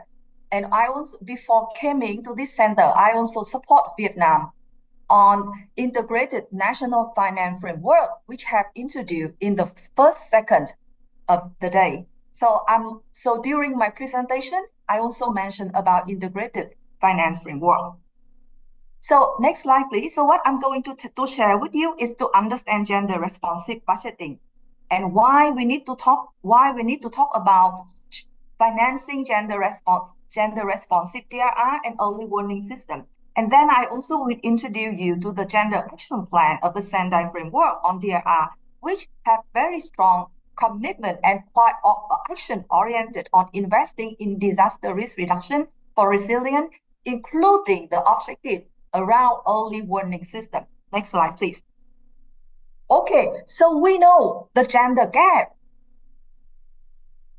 The UN Women is actually leading the Commission on the Status of Women. So all the member states meet in New York every year to together looking at what is the gender issue and how the country implement commitment for gender equality. And the most recent report showing that globally 10.3% of women live in extreme poverty today, and they are poorer than men. Yeah. And this issue is more seriously after the COVID-19. And women's and girl poverty rate shift across their life course. And the gender gap continue in older age. It means that when women become older, the gender gap is bigger. And in 2023, 129 million girls and young women may have been out of school, and girls living in poverty, especially from poor rural area and marginalized groups, are among the most excluded. So the global report also telling us that solutions to end women poverty are widely recognized, and we have to invest in policy and programs that are address gender inequality and advancing women leadership. And if the government prioritize education and family planning, fair and equal wage, expand social benefit, then it's more advanced for gender equality. And then this year is, next slide, please. The global report also saying that we need at least 360 billion to achieve SDG 5 on gender equality and the empowerment of women. So the discussion we have today is actually in the context of we need to finance for gender equality and the empowerment of women. So first, I want to talk about financing for development, which have been saying a lot in the first session of today. So when we have the SDG, which for the period 2015 to 2030, the Addis Ababa Action Agenda confirmed increase of domestic investment finance to close gender gap and empower women at international, regional, and national level. This is very important because it's saying that in the past, if the MDG is about relying funding for gender equality from international source, then this time it's really talk about the country have to commit for gender equality and allocate its all budgets for the achievement of gender equality. And later on, they also released a tool on integrated financing framework, which is about building an integrated financing framework to achieve the sustainable development goal. So for example, a government is developing a green growth policy, and this is separately with a finance strategy for gender equality. The principle is that those plans have to connect together, and the social economic development plan of the country have to ensure that it achieves SDG, including the SDG 5 on gender equality. And the third point I want to mention is about the gender responsive budgeting approach. So this is actually a very important tool that has been applied in many years until now, and especially under the SDG 5, 5C1, is have a very specific indicator on country having a system to report on budget expenditure to promote gender equality. So you imagine if a country doing very well on this indicator, it also means that they can report how much money they are spending to advance gender equality in their effort on DRR. Next slide, please. So what do we mean by gender responsive budgeting? Budget is actually very important. Looking at how the country is spending their budget, we can see what kind of priority. We cannot say that, okay, my country is strongly commit for gender equality, but when we look into budget, there is zero budget for gender equality. And many people assume that for gender equality, we don't need money, but it is wrong. It needs a lot of investment.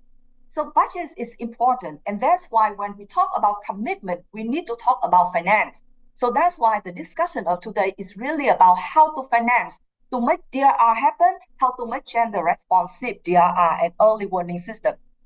So gender responsive is not budgeting. It's not about creating a separate budget for women or increase spending for women program. It is a tool and approach that ensure that the allocation and collection and allocation of public resource is carried out in the way that is effectively and contribute to advance gender equality and women empowerment.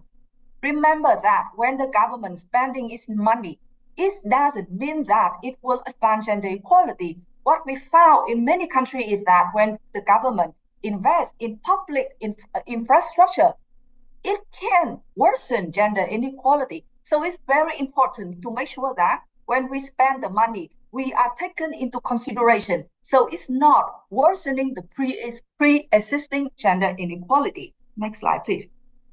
So now let's spend some minutes together to understand how budget works at the local level through our short video. Thank you.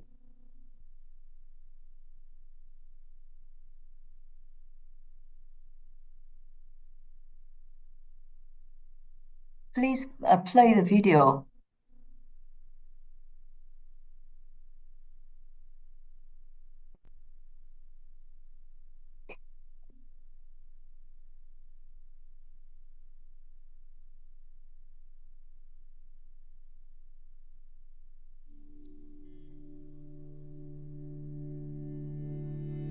can budgets play a role in ensuring gender equality?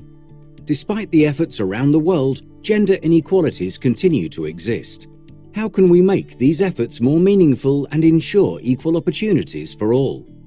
Gender-responsive budgeting is an approach to integrate gender equality objectives into policy, budgetary, and audit processes by asking if revenues and expenditures in a budget reinforce inequalities, reduce them, or promote gender equality.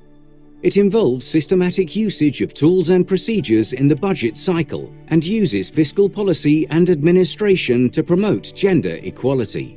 What are some of the GRB tools that can be used at local level to promote gender equality? Sex disaggregated public expenditure benefit incidence analysis estimates the unit cost of providing a specific service. In addition, it identifies who benefits more or less from the public spending related to this service.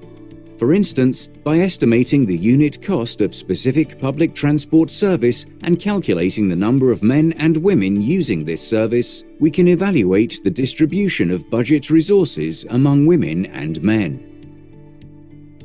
Gender-aware public expenditure aims to identify if the priorities and needs of particular groups are met by gathering information on the views of the actual and potential users of publicly provided services through qualitative and quantitative methods. In Albania, a cash transfers program targeted the head of the household, where the majority of cases were men.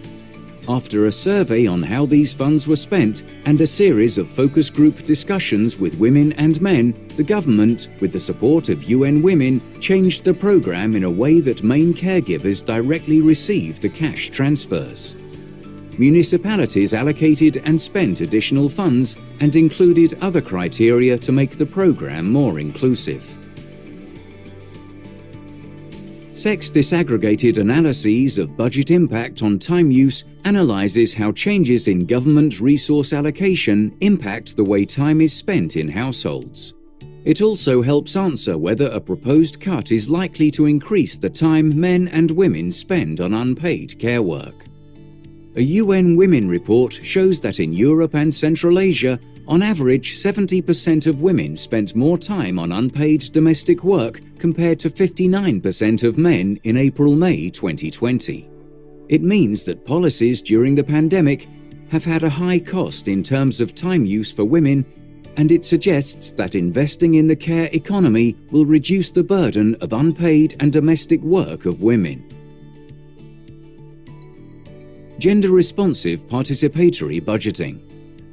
Some participatory practices focus on dedicating a proportion of the local budget to finance proposals from civil society, while other approaches work to ensure that women and men have a voice in the planning and budget process overall to impact on how local budget means are allocated.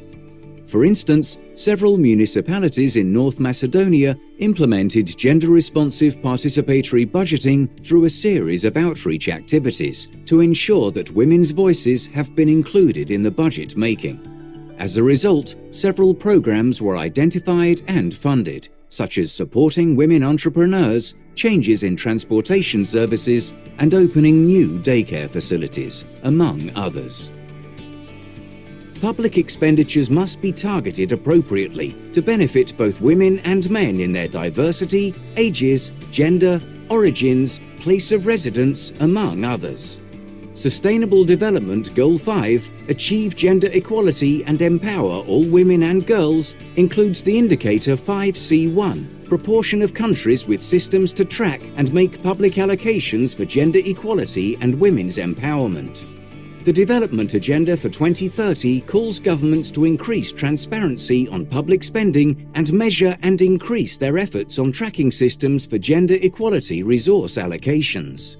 It is clear that in order to achieve de facto gender equality, we must put gender as a core element in budgetary policies and decisions. Budget for equality, budget for women and men.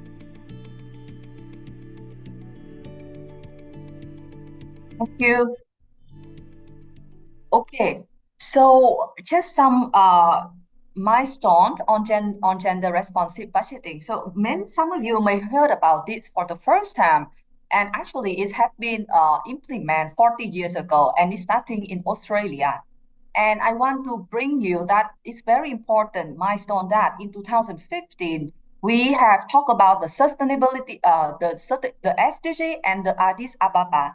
And there is also later on an integrated national financing framework, which is released in 2020. And some countries have been implement that. There has been also a guidance on gender equality for integrated national financing framework, which is a very important document for us to consider. Next slide, please. So on this slide, this is very important to note that the IMF and the UN Women in 2021 have called for countries to deploy gender-responsive policy and budgeting to help mitigate the impact of COVID-19 on gender equality and address long-term structured issue. Okay, next slide, please. So we have identified 4 steps in support the implementation of the gender responsive budgeting. First, it's very important that the law mandate for gender responsive budgeting and clear guideline and tool for implementation. Secondly, is about underlying gender gap. So when we talk about the finance, we already ask, okay, where the money come from? But it's also very important for us to know what are the gaps, so we can identify what are the intervention and the cost of the intervention. So that is very important when we talk with other stakeholders. And in this process, it is very important to recognize the diverse needs of women, as we discussed in the past few days. Next slide, please. Okay, so we have been talking about gender, we talk about budget, and now we are talking about disaster risk reduction. So we are combining several things together. So in the past 2 days, we understand that gender crises are accelerate pre-existing gender inequality, and women and men, boy and girl, have different needs. We also learned that inclusive early warning systems are the key component of the DRR, and which must include the meaningful participation and leadership of women to strengthen the collective resilience. And to do so, we can accelerate progress to achieve the Sendai framework. Next slide, please. However, a lot of work so far done by UN Women and other UN agencies, we have identified in terms of many commitments to close the gender gap in disaster and climate risk reduction and resilience.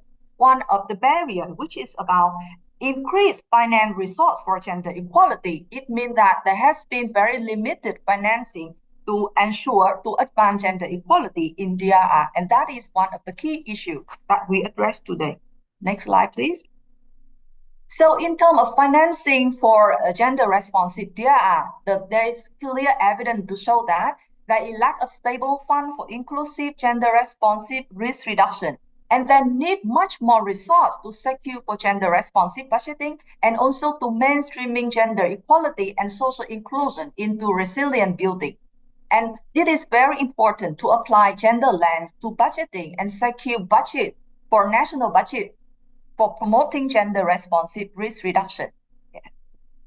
Okay, so now let's come to a very specific action plan on Sendai framework for disaster risk reduction. Next slide, please. So the Sendai framework, actually, we have introduced, we have shared with you on the first day, which is have 4 key pillars. And we all know that under the Sendai framework for DRR, there is gender action plan. Next slide, please. Okay, in this action plan, it is very important for us to know that there is 4 Sendai framework priority, and the Sendai framework number 3 is really about investing in DRR and resilience, and the priority number 4, which is enhancing disaster preparedness for effective response and build back better in recovery, rehabilitation, and reconstruction, which a lot of things is about early warning system. So now because the action plan is very action-oriented and can easily guide you on what kind of intervention you can invest to make the DRR and early warning system become more gender responsive. Now let's go to see how they was providing suggestions for different kind of investment. Next slide, please. Okay, so when we're talking about Sendai Framework Priority 3 on investing in DRR for resilience, one of the key objectives was number 5, which is about mainstream gender equality criteria into risk-informed development and DRR investment. The action 18 is about increased public and private investment in gender-responsive critical infrastructure, facility, and service, with a focus on physical and technological infrastructure that is accessible and on disaster resilient service for health, education, social welfare, public safety, including mental and physical care service, and protection of response to gender-based violence. So, for example, the investment can be about ensure allocation of budget for reasonable accommodation to enable the participation of women and gender stakeholders with disability.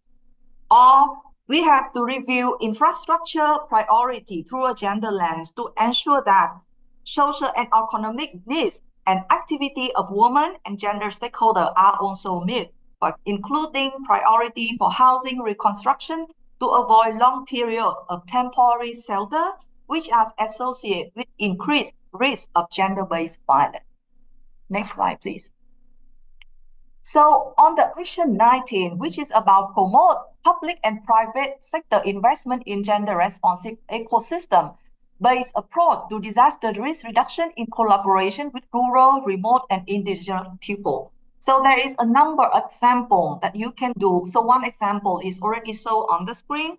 Another example can be, we have to make sure that we have resources to ensure indigenous leaders and women from the indigenous community are concerned and enabled to draw upon their traditional ecology knowledge to inform their own community resilience strategy. Next slide, please. So the next action is about the commitment to invest to raise awareness among donors, international finance institutions, and multilateral development banks on the importance of investing in resource tool approach to support gender responsive risk reduction and have to achieve gender equality. Many of the funds which was presented in the previous session, for example, Green Climate Fund, Global Facility Fund, we met and we also met in Seoul, and during this process we also discussed how this fund can advance gender equality through particularly on their work related to DRR. So a lot of examples that can show to you on how the fund can be more responsible and more commitment for gender equality. Next slide, please. On this area, action 21 in the gender action plan of the Sendai framework, which is also talking about increase the amount and accessibility of funding and finance target to support gender responsive DRR, especially as the local, drawing on the resource and finance facility of donor, local microfinance institution, national and international finance institution, and multilateral development bank. So, for example, we can raise funds to earmark them for target support to gender equality. So it means that when you are developing a very specific program on DRR and early warning system, in many cases, people earmark that a very specific outcome for gender equality. And that's why that is a way that we can track the flow of money given for gender equality in a broader program on DRR or early warning system. Next slide. So there is also another action that also talk about multi-stakeholder approach, collaborate between several stakeholders to invest for gender equality. So for example, under this, it can be about how to work with the provide incentives to upscale different kind of farm level disaster risk reduction good practice to enhance the access to funding and tailor finance service for women in different fields, especially in agriculture. Yes. So I'm going to another Sendai priority number 4 on enhancing disaster preparedness for effective response and build back better in recovery, rehabilitation, and reconstruction. So next slide, please. In the specific objective 7, it have talked about implement gender responsive and inclusive end-to-end multi-hazard early warning system and anticipatory action. Next slide, please. So in this, it also gives you a very clear example on what kind of activity we can do. For example, undertake disaster preparedness measure and anticipatory action that are informed by an understanding of structural barrier, social norm. So for example, when we design the early warning system, it's very important for us to collect data, to conduct gender analysis, so we are able to understand how the social norm have limited the participation of many vulnerable groups, including women, and how we can change this norm so that it can support the meaningful participation of different groups. Next slide, please. So this is the last slide from my side. So it's also about the early warning system. One of the key objectives of the gender action plan is about invest and ensure that decision making for development and implementation of gender responsive and inclusive early warning system and anticipatory action includes and resource, meaning that we have to include but also funding for the meaningful participation, leadership of women organization, and gender equality. So in the past 2 days, we talk about how important to engage women, how important to engage women community, women organization, so that early warning system can work better. So this slide is telling me that not only engage them, but also funding them, supporting them so that they can actively participate, share their own experience, because what we know is that there is a lot of missing of finance given to those women organizations, and that's why it has created a lot of challenge when we talk about gender and climate action, gender responsive DRR, and gender responsive early warning system. So with that, I would like to end my presentation now, and I'm really looking forward to have more questions from all of you in the Q&A. So with that, I would like to invite the second presentation from our side. So we hear about financing for DRR, financing for gender responsive early warning system, and a lot of question is given for us on, so what kind of activity can be given to make DRR more gender responsive, how to make early warning system responsive. So throughout the day, the UN women from our side, we have shared a lot of experience on our global program on women resilient to disaster. So in this session, my colleague from Fiji will introduce you our women resilient to disaster, which is a comprehensive framework to address gaps that advance gender responsive DRR and early warning system. So welcome, Margareta, and the floor is yours. Thank you. Thank you very much, Lee. Good afternoon, everyone.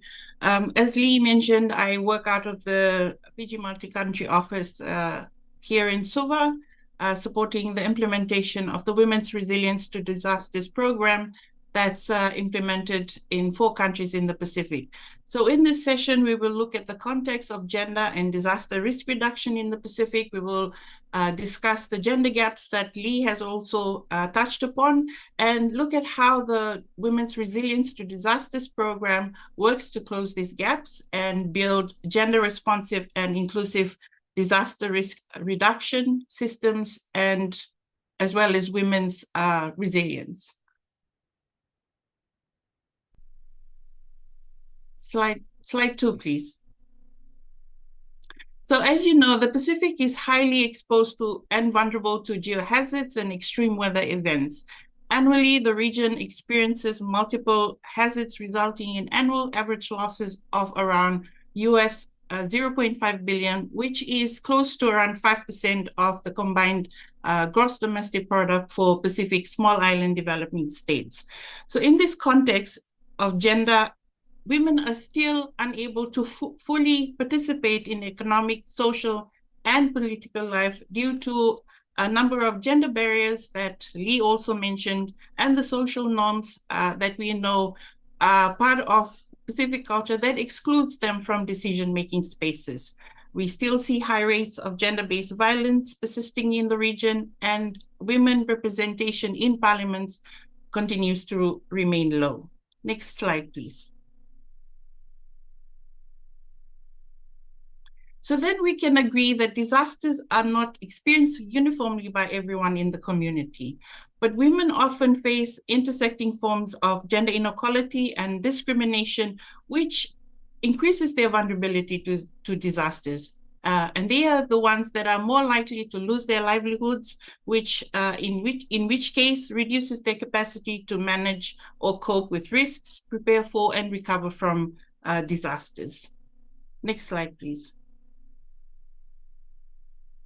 In 2020, a study noted several gaps in policy commitments and implementation across the Sendai framework priorities. And this was mainly around understanding women's vulnerabilities, their capacities, and potential. So a good understanding of the gender dimensions and inequality of risk is essential for building women's resilience. Disaster risk reduction systems, processes, and mechanisms, gender responsive and to make DRR systems and processes gender responsive and inclusive requires that we close the gender gaps that are shown on the screen, and to which Lee mentioned, that we create the enabling environment and make institutional changes that is then able to support targeted actions for building women's resilience. Next slide, please. So this means that gender equality and the empowerment of women must be at the core of disaster risk resilience and risk resilience building efforts. UN Women takes a nexus approach and works across each stage of the disaster risk reduction cycle to address the gender dimensions of risk, the dimensions of disasters at country, regional, and global levels. So for UN Women, in our work around prevention, the objective is to ensure that natural hazards do not turn into disasters, meaning that women are resilient enough to withstand the impacts without losing their livelihoods or their lives or any other adverse impact. In terms of disaster preparedness, we look at leveraging women's agency and leadership to enable them to prepare for and reduce the impact of disasters. And we do this by providing access to gender-responsive early warning systems and preparedness plans, as well as through other means, risk-sharing mechanisms such as parametric insurance. Now, in terms of mitigation, the focus is really on minimizing the adverse impacts on women and girls. And this can be done through access to risk information and prioritizing their needs when it comes to programming. In terms of risk-informed recovery and resilience building, we work to ensure that women have the space, they have knowledge, skills, and capacities for building back better, which requires that women have agency and voice in risk-informed recovery and reconstruction. So the Women's Resilience to Disasters program was conceptualized to support this nexus approach and to amplify women's capacity and potential. Next slide, please.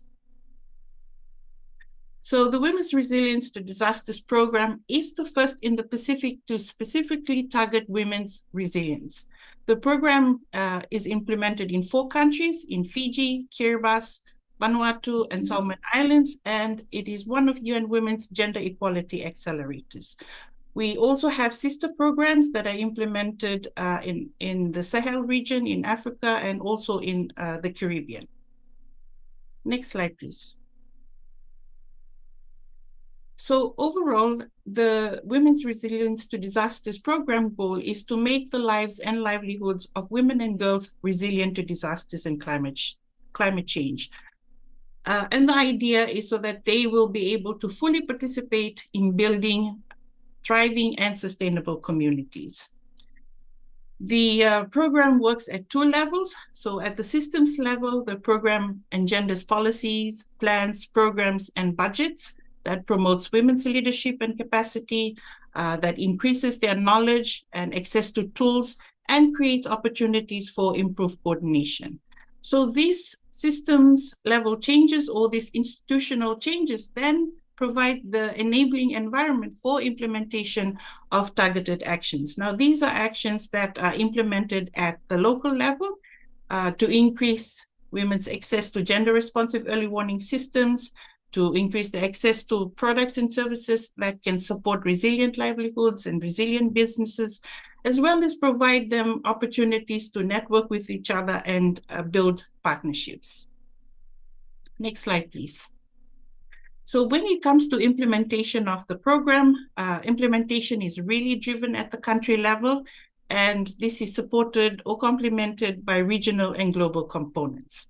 Now, a key feature of the program is really in its flexibility, the ability to respond to emerging priorities, as well as the diversity in the actions or the interventions and the variety of approaches that are informed by country context, priorities, gaps, and needs, which really brings the depth and richness to the results that we're starting to see come out of the 4 countries. And I will discuss this in a minute. In terms of the modalities of the interventions, in some cases, we have embedded technical expertise to support gender-responsive policies and plans. In others, we have established partnerships, particularly with civil society. And in other countries, we directly implement from UN Women. So in all of the countries, the partnerships are at 2 levels. We have government partners who are essentially the women's ministries, the national disaster management offices. In some countries, we also partner up with the climate change divisions and the MAT offices. And the main focus of work that we undertake with the government is around building the systems. And then we have the partnerships that enable us to implement targeted actions that support women. So in Fiji's case, and 2 interventions that I wanted to highlight here was around early warning systems. And so in the context of Women's Resilience to Disasters program, when it comes to early warning systems, it is about ensuring that the systems are supporting women at the local level. So we look at addressing the gender gaps within the early warning systems, that we are able to collect disaggregated data, risk information data. And the idea is to support the implementation of the Sendai Gender Action Plan that Lee just talked about. In Fiji's case, one of the other interventions that we have been able to provide was really subsidizing parametric insurance cover. So we partnered up with UNCDF, the development fund that provides insurance products. And so we partnered up with UNCDF. We also worked with a sister program in the office, Women's Markets for Change, to provide insurance cover for women market vendors. So we covered about 100 women, and they had access to 2 parametric products, one to cover rainfall and the other for wind speed. We also worked with other women's organizations, in Fiji's case, Family Pacific. So Family Pacific, they support women-led early warning systems at the community level. And so the way the Women's Weather Watch program works is very simple. They take official information that comes out of NDMO, from the MAT office. They translate the warnings that come through the national systems into language that the community women understand and can action, so that they can take action to prepare themselves, prepare their households, and this eventually minimizes the impacts of disasters. Next slide, please. For Kiribati, the partners, as I mentioned, we work with the climate change Climate Change Division, and simply because for Kiribati, the disaster impacts are really related to climate change. As a low-lying atoll, they don't experience that many cyclones, but they are impacted by sea level rise, king tides, inundation, and so forth. And so we work on research that looks at the impact of sea level rise on outer island communities. We also partner up with women's organizations to look at how to create gene bags for to safeguard traditional food crops.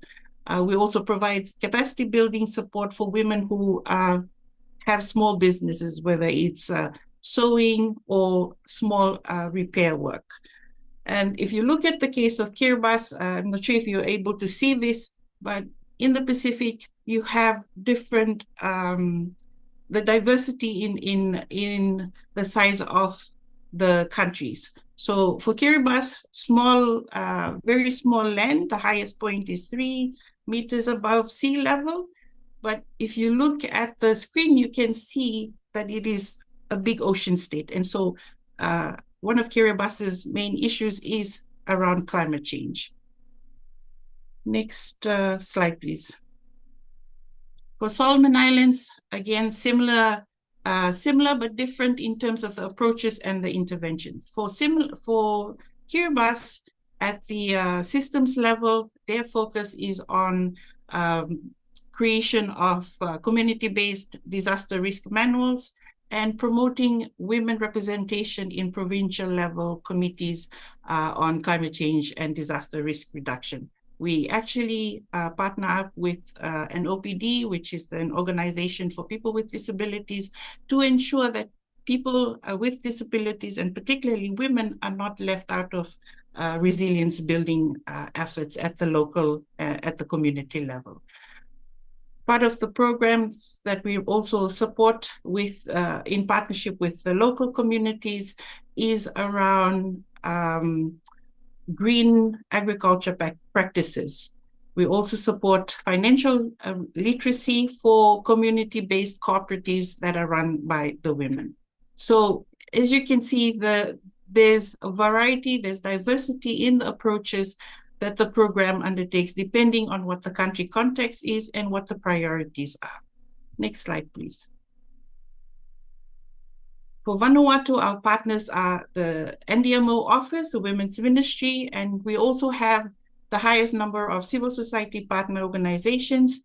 So Vanuatu, like Fiji, we work with them on ensuring that their early warning systems, the messages are gender responsive, that they build capacity around the collection, the management, the analysis of disaggregated information.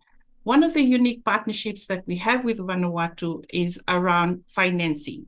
So Vanuatu has a microfinance institute for women. It is the only microfinance institution in the country.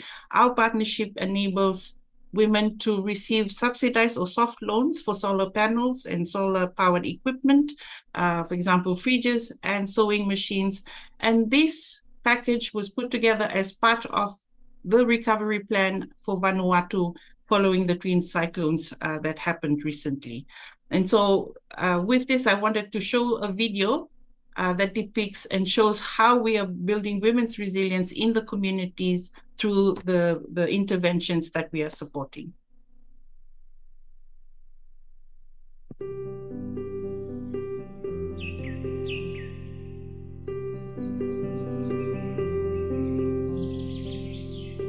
Mi nemplumi katrentar, mi mplo ambai, mi live lo teuma, mi live lo area plo teuma I pitim tenia, mi join fanut lo ia 2019, mi wini mane tru lo mi kukum kato, mi salen flower, salen local fowl, mi salen kava, mo mi fitim pig.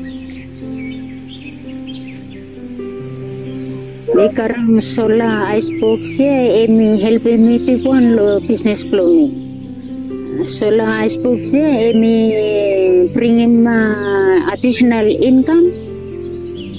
Mo inside lo sola ya mi sabe kat access pem sabe salem ice block sausage we acknowledge into mas trivala organization ya we been making possible pem sabe kat one sola ice box through lo UN Women NGEF with them fanots. Message plumi kalau wan mama kalau fanut we you starting thing it is you accept them mo you kareman na solaya you kamlo home lo you last tok plumi ni like lo talempik flat tangki kalau tri fala organization we dipin sawe April po magam se tatru lo tamplo kata ni sabe katuan access po katuan sola lo house plumi. Thank you.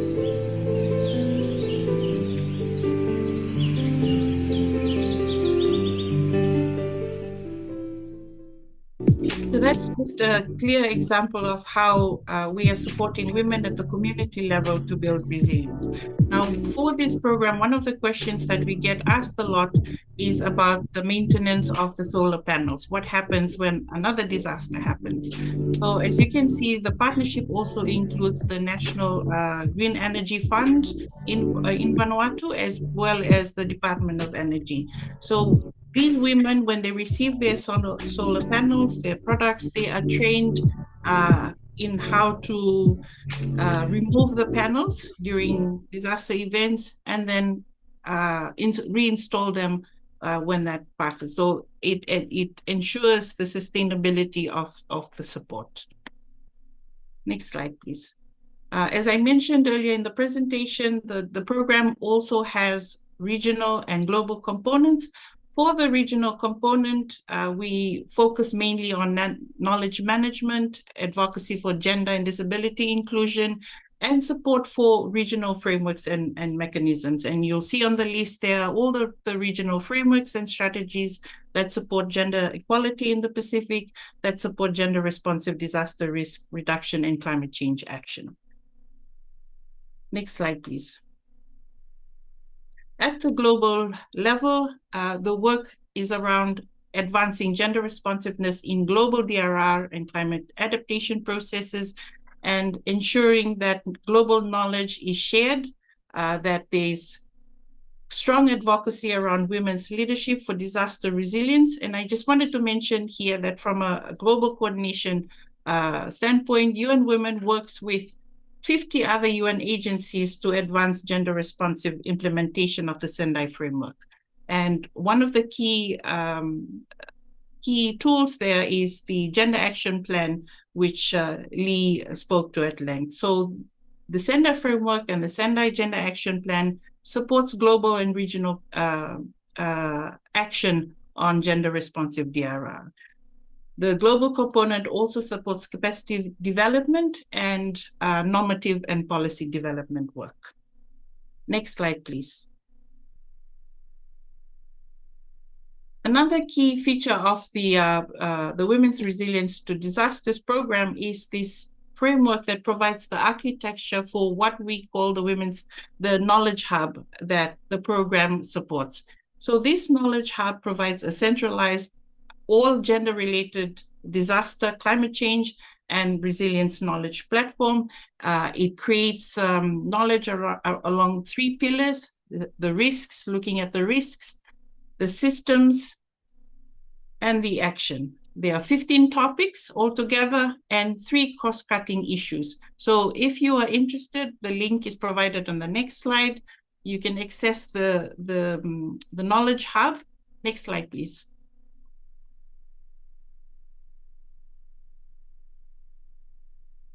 So that is the link to the Knowledge Hub. It's very simple, wrd.unwomen.org.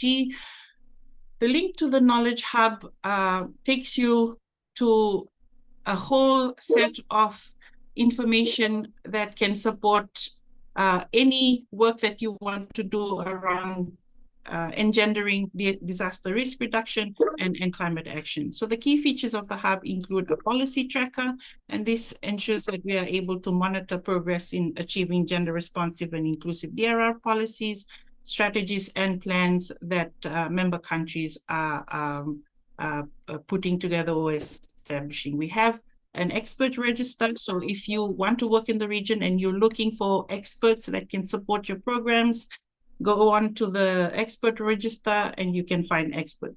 Also, if you are interested or you know experts from the region, from the Pacific that can be registered, please go to the website, and there's a very simple process for how you can do that.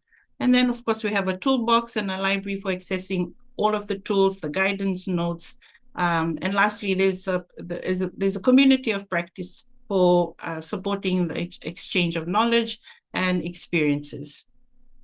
Can we skip the next slide? I think it's a similar slide to slide 14. So yes, thank you. So as I mentioned, this is a 4-year program. And as we approach the end of this current phase, the program has made notable progress with 61 countries contributing to the program objectives. Around more than 1,000 women's organizations have been empowered to contribute to gender-responsive policy change, early warning systems, to building resilient livelihoods and disaster risk needs assessment. We have covered roughly 810 million people, and this is really through the normative work, engendering disaster risk legislation, policies, strategies, and plans, and assessments in 34 countries. And through the Knowledge Hub, which I have just briefly talked about, we are providing access to close to 40,000 practitioners to be able to look at or to access gender responsive material or gender material and tools to build their knowledge and expertise in gender responsive disaster risk and climate resilience. And so this, I think the next slide is the final one. Yes, and so just to mention the partners, and as I mentioned, we have sister programs in the Caribbean, in West and Central Africa, and of course in the Pacific. Thank you.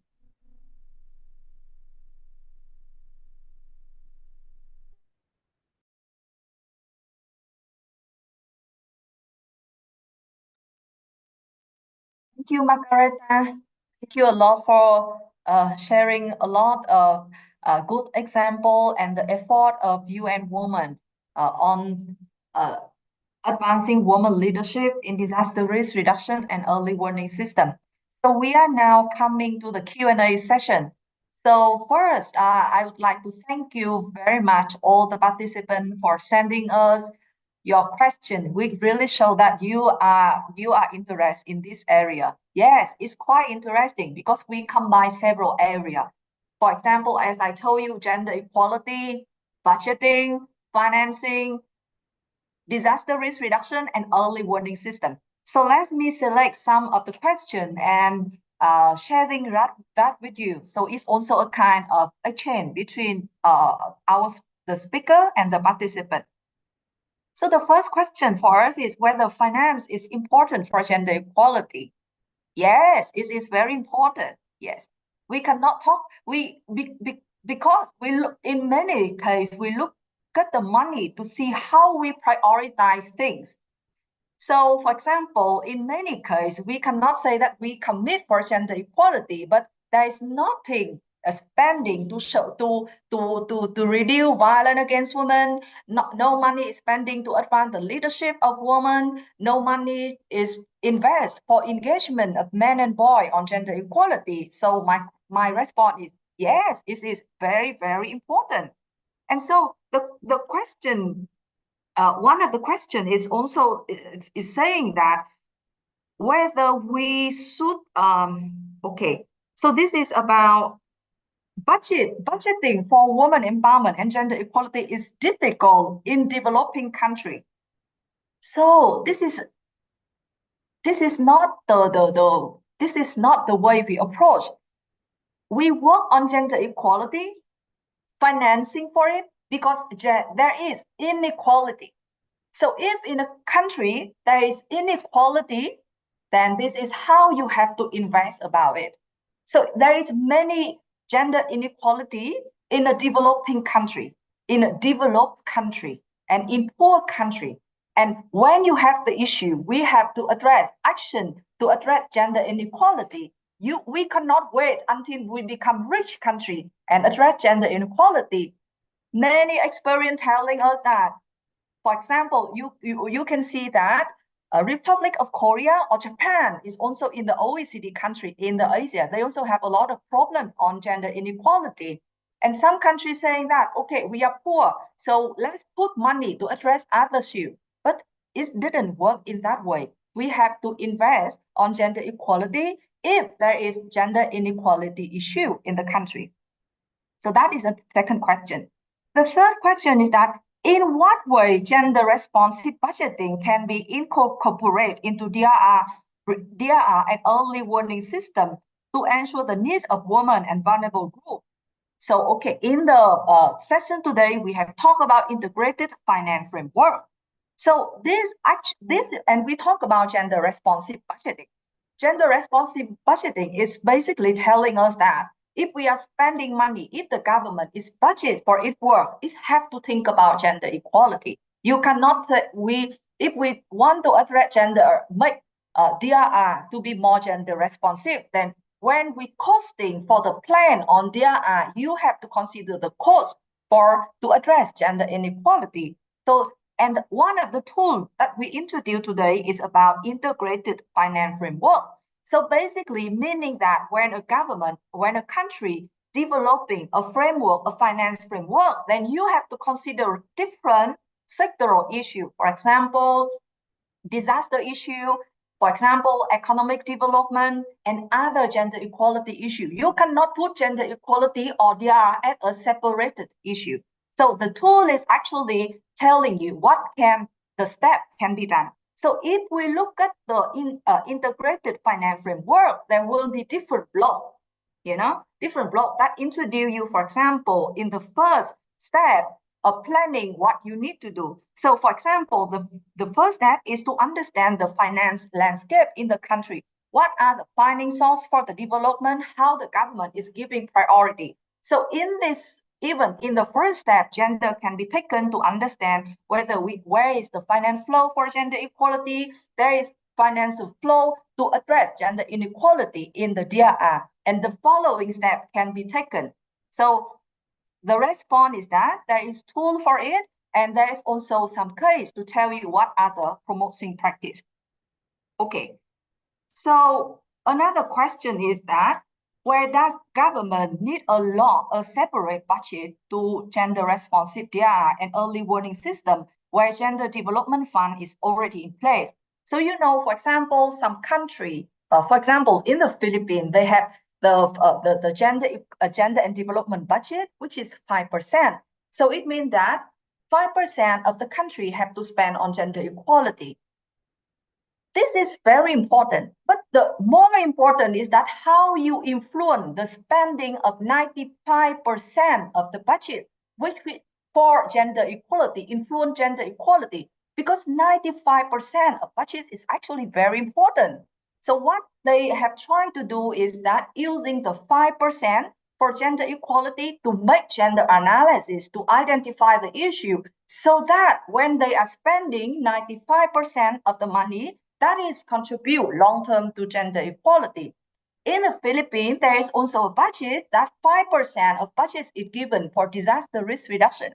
So some good example is that they also using within the 5% of DRR budget to understand what are the gender issue in the DRR so that they can also influence the rest of the budget.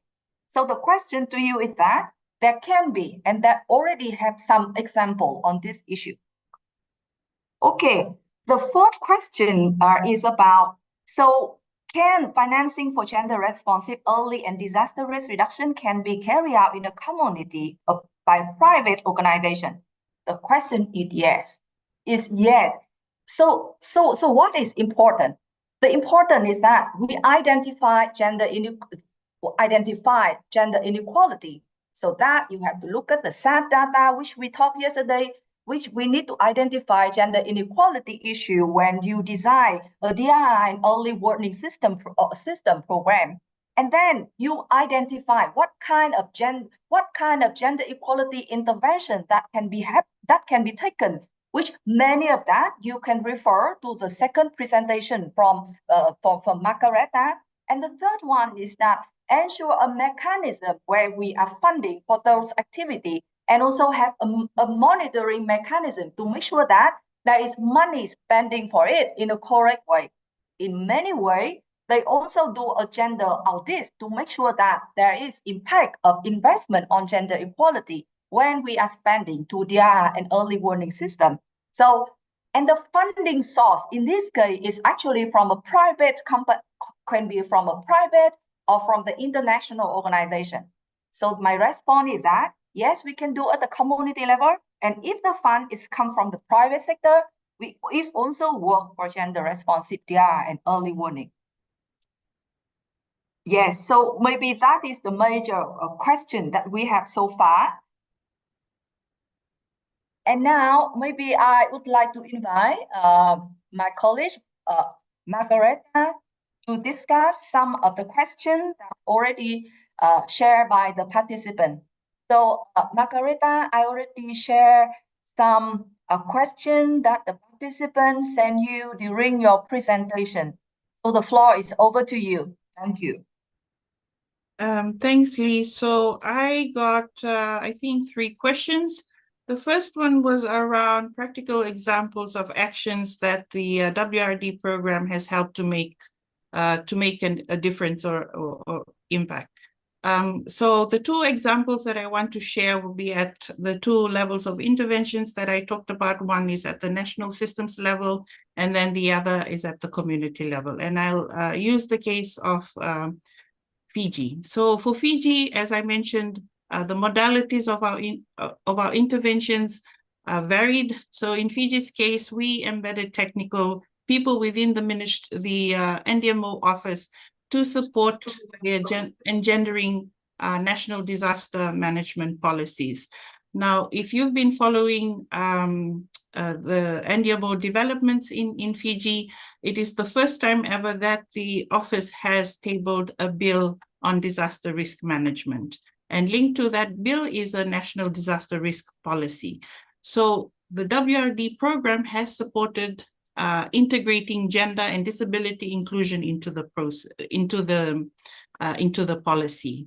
So having legislation ensures that in order to implement the provisions of the legislation, government will have to assign or dedicate resources to the implementation of activities that support the implementation of the provisions of the legislation. So that is one area where we are seeing clear impact that, you know, the lives of women and girls will, in Fiji, people with diverse gender will be improved, essentially, because it also covers their humanitarian policy, things around the standard operating procedures for how they set up evacuation centers, how they work in the communities.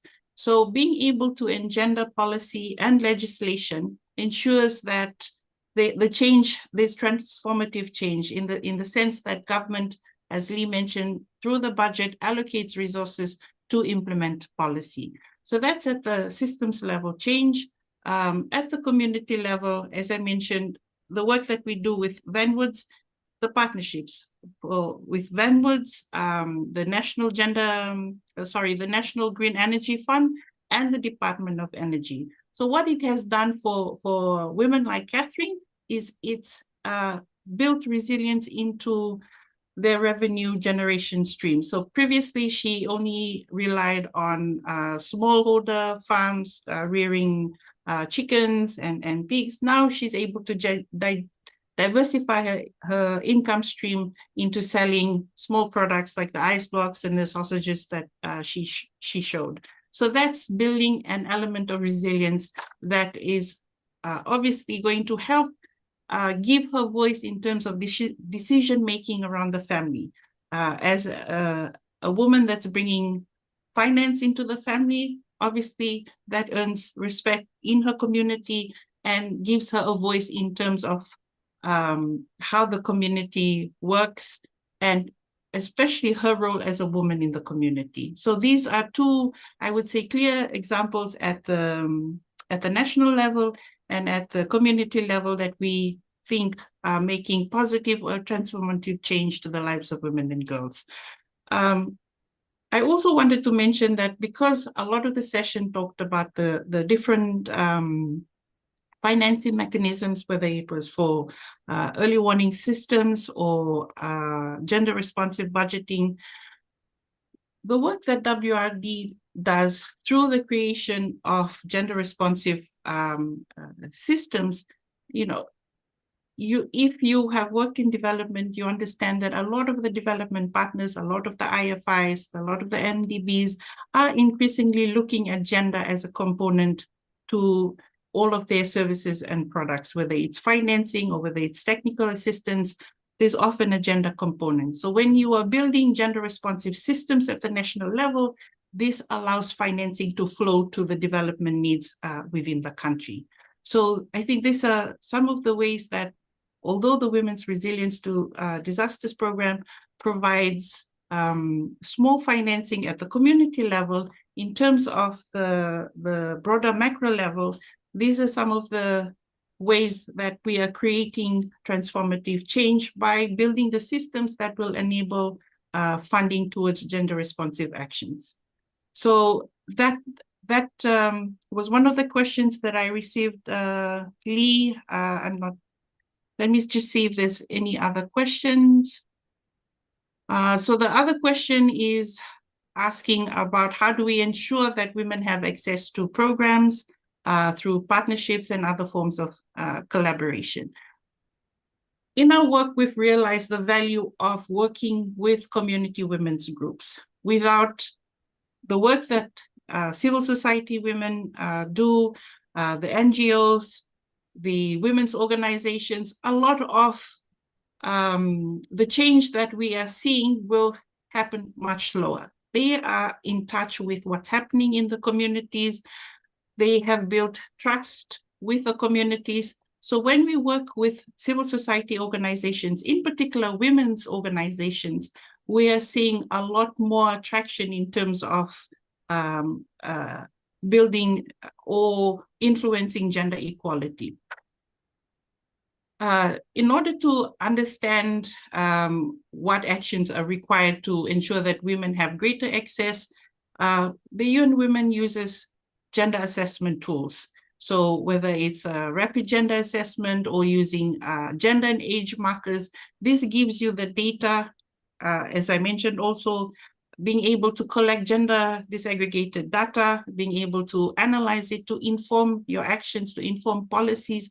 This is a way of building inclusion or ensuring that the national level programs or even programs at the community level closing the gaps are reaching the women at the community level. So these are some of the actions that you can, whether an individual, a group, or at the national level can employ to support women having greater access.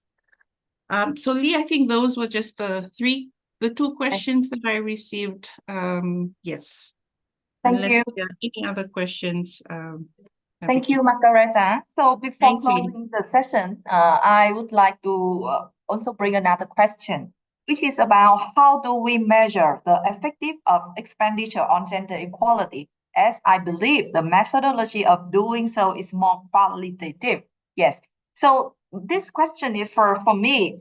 So if you are looking at the milestone of gender responsive budgeting that I have mentioned in the report, which was that in Australia, the first time in 1984, it was in South Australia, and it was the first time they are developed the report on gender responsive budgeting. Basically, they make a report on how the state budget in advance gender equality.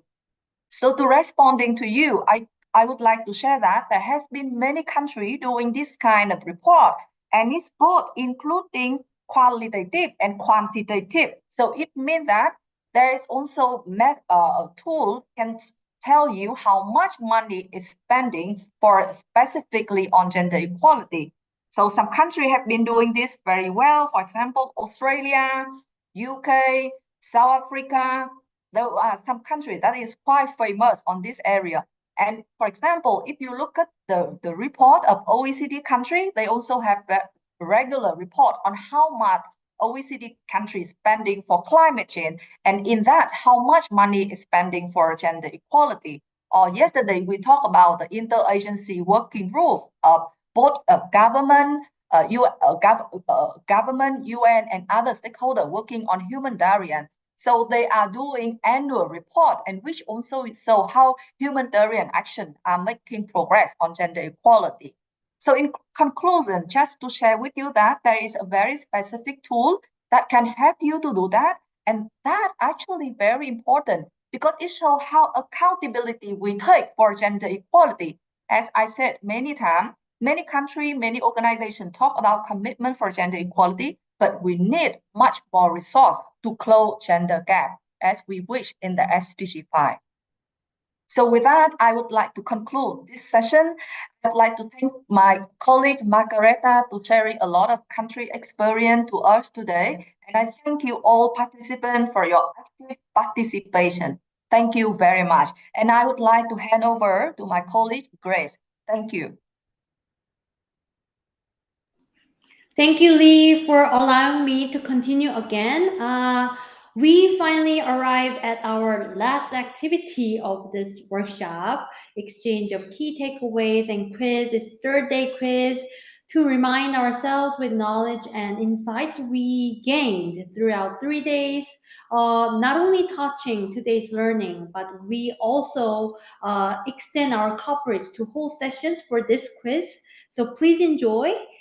Again, I would appreciate if you could scan this QR code with your smartphones or proceed to menti.com and type 15205736 or copy and paste the link we shared through this slide and the chat box and YouTube chat box to another web browser. So we highly appreciate your final participation. So for participants on YouTube, we would like to seek your greatest understanding on technical delays between your submissions and the quiz proceedings. Let us meet again in Mentimeter in 1 minute. Thank you for your cooperation.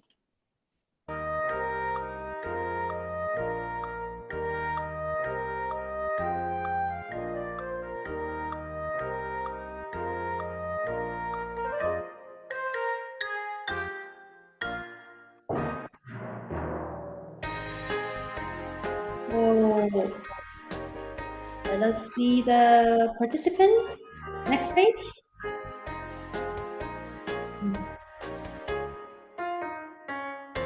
So again, welcome to day 3 participation activity called Exchange of Key Takeaways and Quiz. Thank you for coming. Thank you for coming. It was a long workshop and it's final activity. So we would like to ask for your active participation. Thank you. And we were quite amazed that we still have around 1,000 participants together. So yes.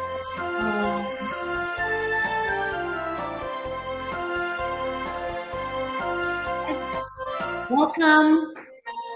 Welcome. We will start in 20 seconds. Thank you for coming. Thank you for coming. We added music this time, so it'll be a little bit more interesting.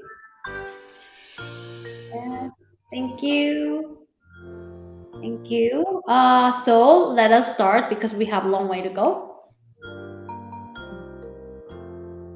So question 1, it's for today's learning. How can integrated national financing frameworks enhance policy coherence for sustainable development and disaster risk reduction? A, by isolating financial policies from development plans. B, by integrating national development strategies with diverse financing sources and mechanisms. C, by focusing exclusively on external funding sources. D, by reducing government oversight of financial regulations.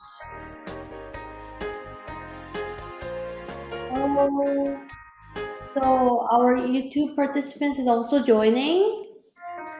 Okay. Yes. Then answer is B.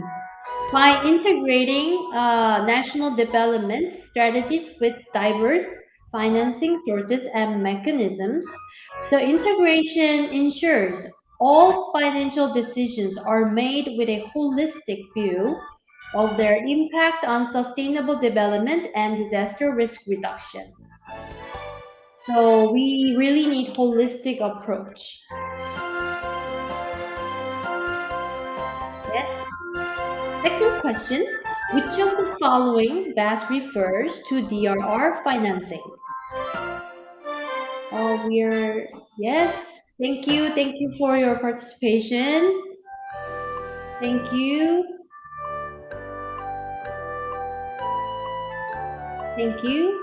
So, yes. So we're getting that. Yes. So the answer is A. Create a policy environment that includes risk information in investments and increase the funding available for disaster risk reduction. So it is the best answer because it encompasses a comprehensive approach necessary for DRR financing. So we are keep emphasizing to have comprehensive perspective to do the DRR financing. I think that's one of the key takeaways we can have for today's session. So next question. What is the primary source of funding for early warning systems at the national or local level? It's a short answer. Once. Thank you. Wow. We're getting many correct answers. Yes. Actually, government is included in public funding. So yes. Thank you. So first word starts from P and second word starts from F. So yes, thank you. Oh, it could be private funds actually. Yes, it could be. Yes. You're still receiving entries, so thank you. Public-private partnership. I said it's 2 words. Thank you. Thank you. The answer is yes, let's see the answer.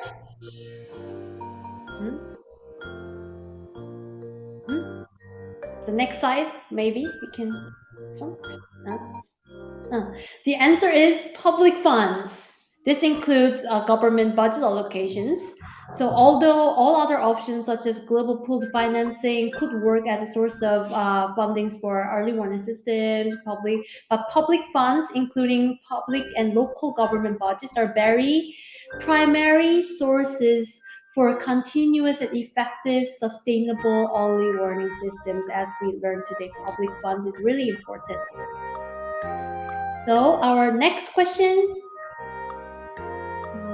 which of the following is a key component of disaster risk financing?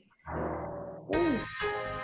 Yes, A, stock market investment, B, insurance and risk transfer mechanisms, C, tourism development, D, trade agreements. It could be a little bit tricky, but please select a key component, the most key component. Thank you for your answer. Thank you. The answer is B, insurance and risk transfer mechanisms. The mechanisms play a crucial role in managing and mitigating the financial impacts of disasters. Yes. And the next question. Question 5. Which of the following is necessary for effectively financing early warning systems? Yes, A. Country ownership. B. Overcoming fragmentation and multiplicity of finance channels. C. Leveraging additional financing. D. Private sector engagement. E. All of this.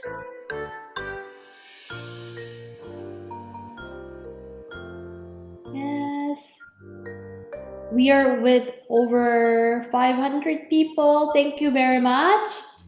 The answer is all of these. Country ownership, overcoming fragmentation and multiplicity of financing channels, leveraging additional financing, and private sector engagement are all important. All important. So next question is a little bit different. We would like to ask your opinion, so it does not have answer. So how would you rank? Because we said all 4 options are important. So how would you rank the importance of the following measures to enhance early warning systems? So we would like to know our participants' idea on this. Oh, yes, country ownership is the first ranked priority for us. Oh, yes. Still leveraging additional financing. Yes. So today we actually talked about private sector engagement, but yes, we are still in challenges to engage the private sector engagement. And I think throughout the sessions, including our first session about integrated national financing framework and early warning system financing, I think for today we learned a lot that country ownership is very important.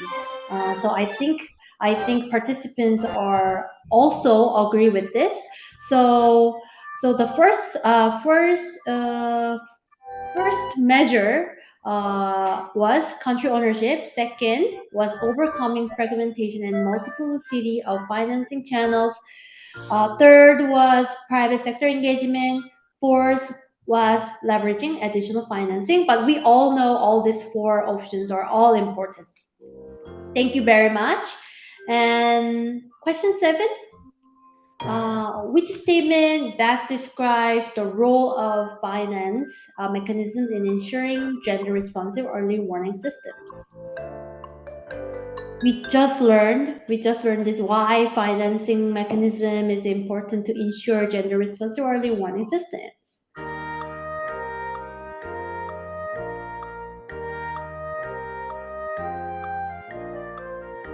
Thank you. Thank you.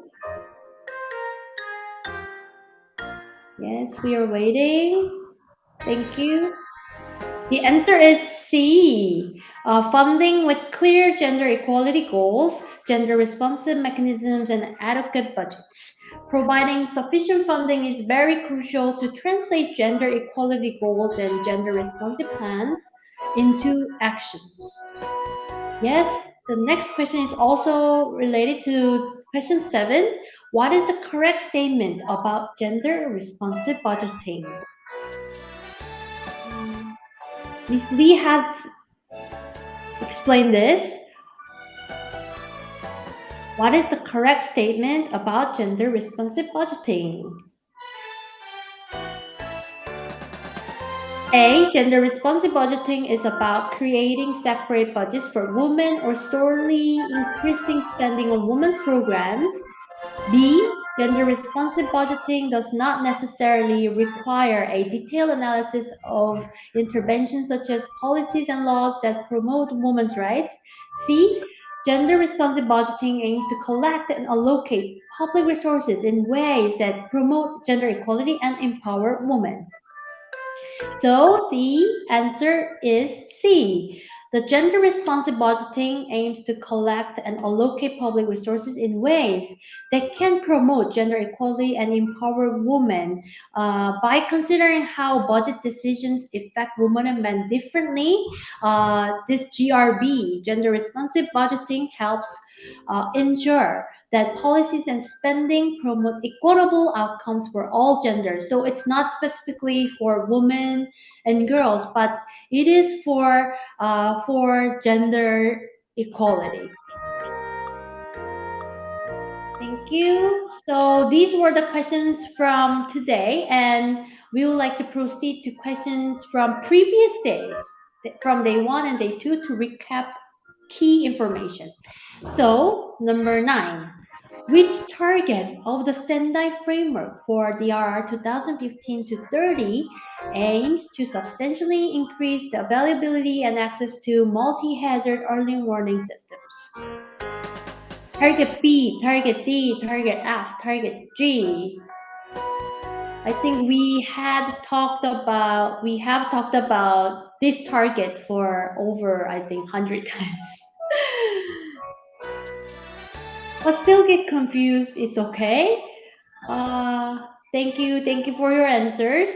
The answer is target G. So let's don't forget from this time. Target G of Sendai framework says we need to substantially increase the availability and access to multi-hazard early warning systems and disaster risk information and assessment to people by 2030. So next question, please. Which of the following is a primary goal of risk-informed finance? A. Reducing government expenditure. B. Increasing public awareness. C. Enhancing disaster preparedness and response. D. Promoting technological innovation. Thank you. Thank you. Thank you all for joining. Yes, the answer is C, enhancing disaster preparedness and response. As decision-making processes are carried with comprehensive understanding of risk, this could lead to more effective disaster management and resilience building within communities and organizations. So risk-informed governance is very important to enhance disaster preparedness and response. Our next question, could be difficult. 11. These can help in disaster risk reduction by providing real-time data and analytics. What is this? I gave you hint. 2 words. First word comes from F, and second word starts from T. Oh, thank you. Thank you. We received a answer. Thank you. Thank you. Yes. Blockchain was very impressive. Thank you. Did somebody say, SAD? Yes, SAD. The data, right? So the answer is frontier technologies. Actually, this includes AIs, blockchain, deep learning. So all got correct. So the frontier technologies, including blockchain, big data, AI, robotics, despite their negative social impacts, actually these hold significant potential to assist in reducing disaster risk by providing data and analytics capabilities. So we need to use these frontier technologies in smart way to build more resilient societies. So our final question before our key takeaway session, true or false? Early warning systems are proven effective and feasible disaster risk reduction measure. So, which is correct, true or false? Is this sentence true or false? Proven, effective, visible, disaster risk reduction measure? Yes, it is true that 30% of the global population and half of countries are not still protected by early warning systems, and we need to cover them as soon as possible. And it is true that multi-hazard early warning systems are known to have 10 times return on investment. The Global Commission on Adaptation found that spending 800 million on early warning systems in developing countries would avoid losses of 3 to 16 billion annually. So we have to act more together. Yes, this time we would like to listen from our real floor. So what you have learned from our lectures today.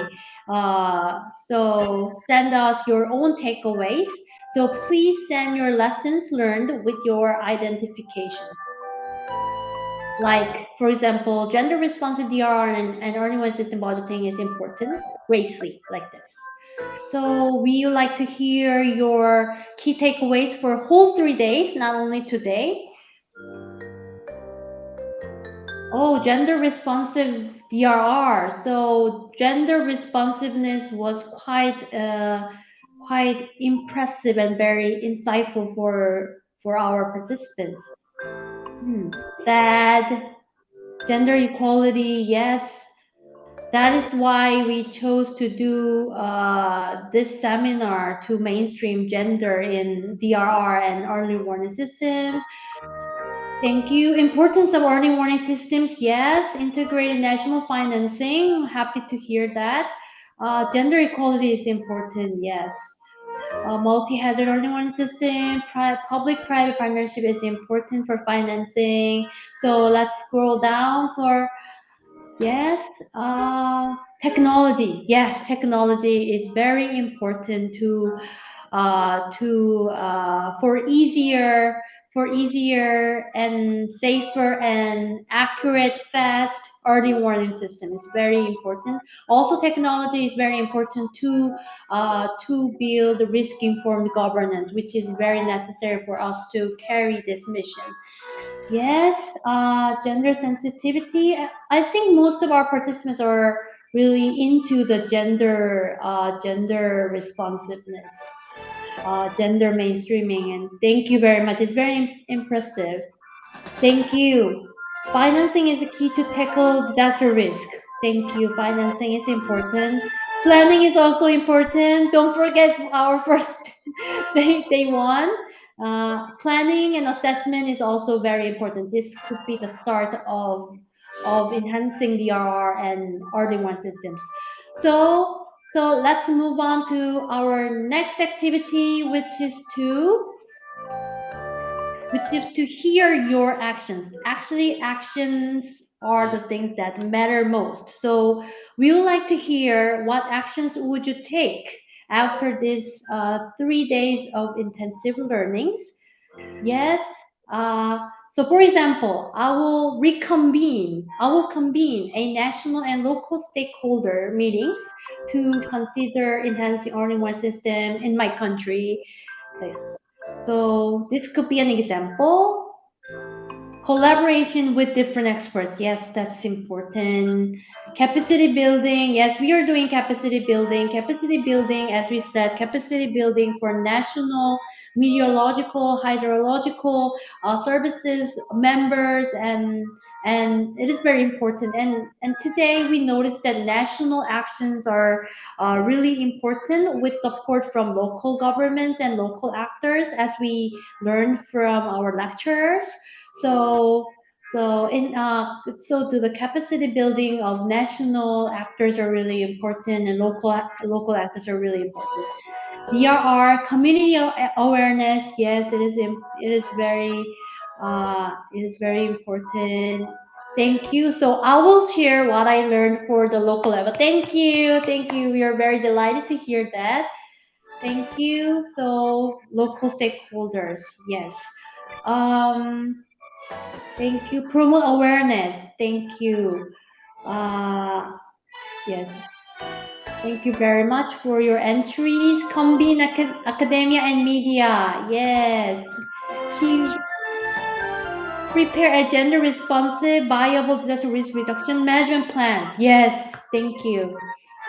I will look. We will look forward to that. Yes, thank you. Thank you very much. And we really appreciate your active and passionate participation in this activity. And we are very glad and delighted that we actually could hear your own voices.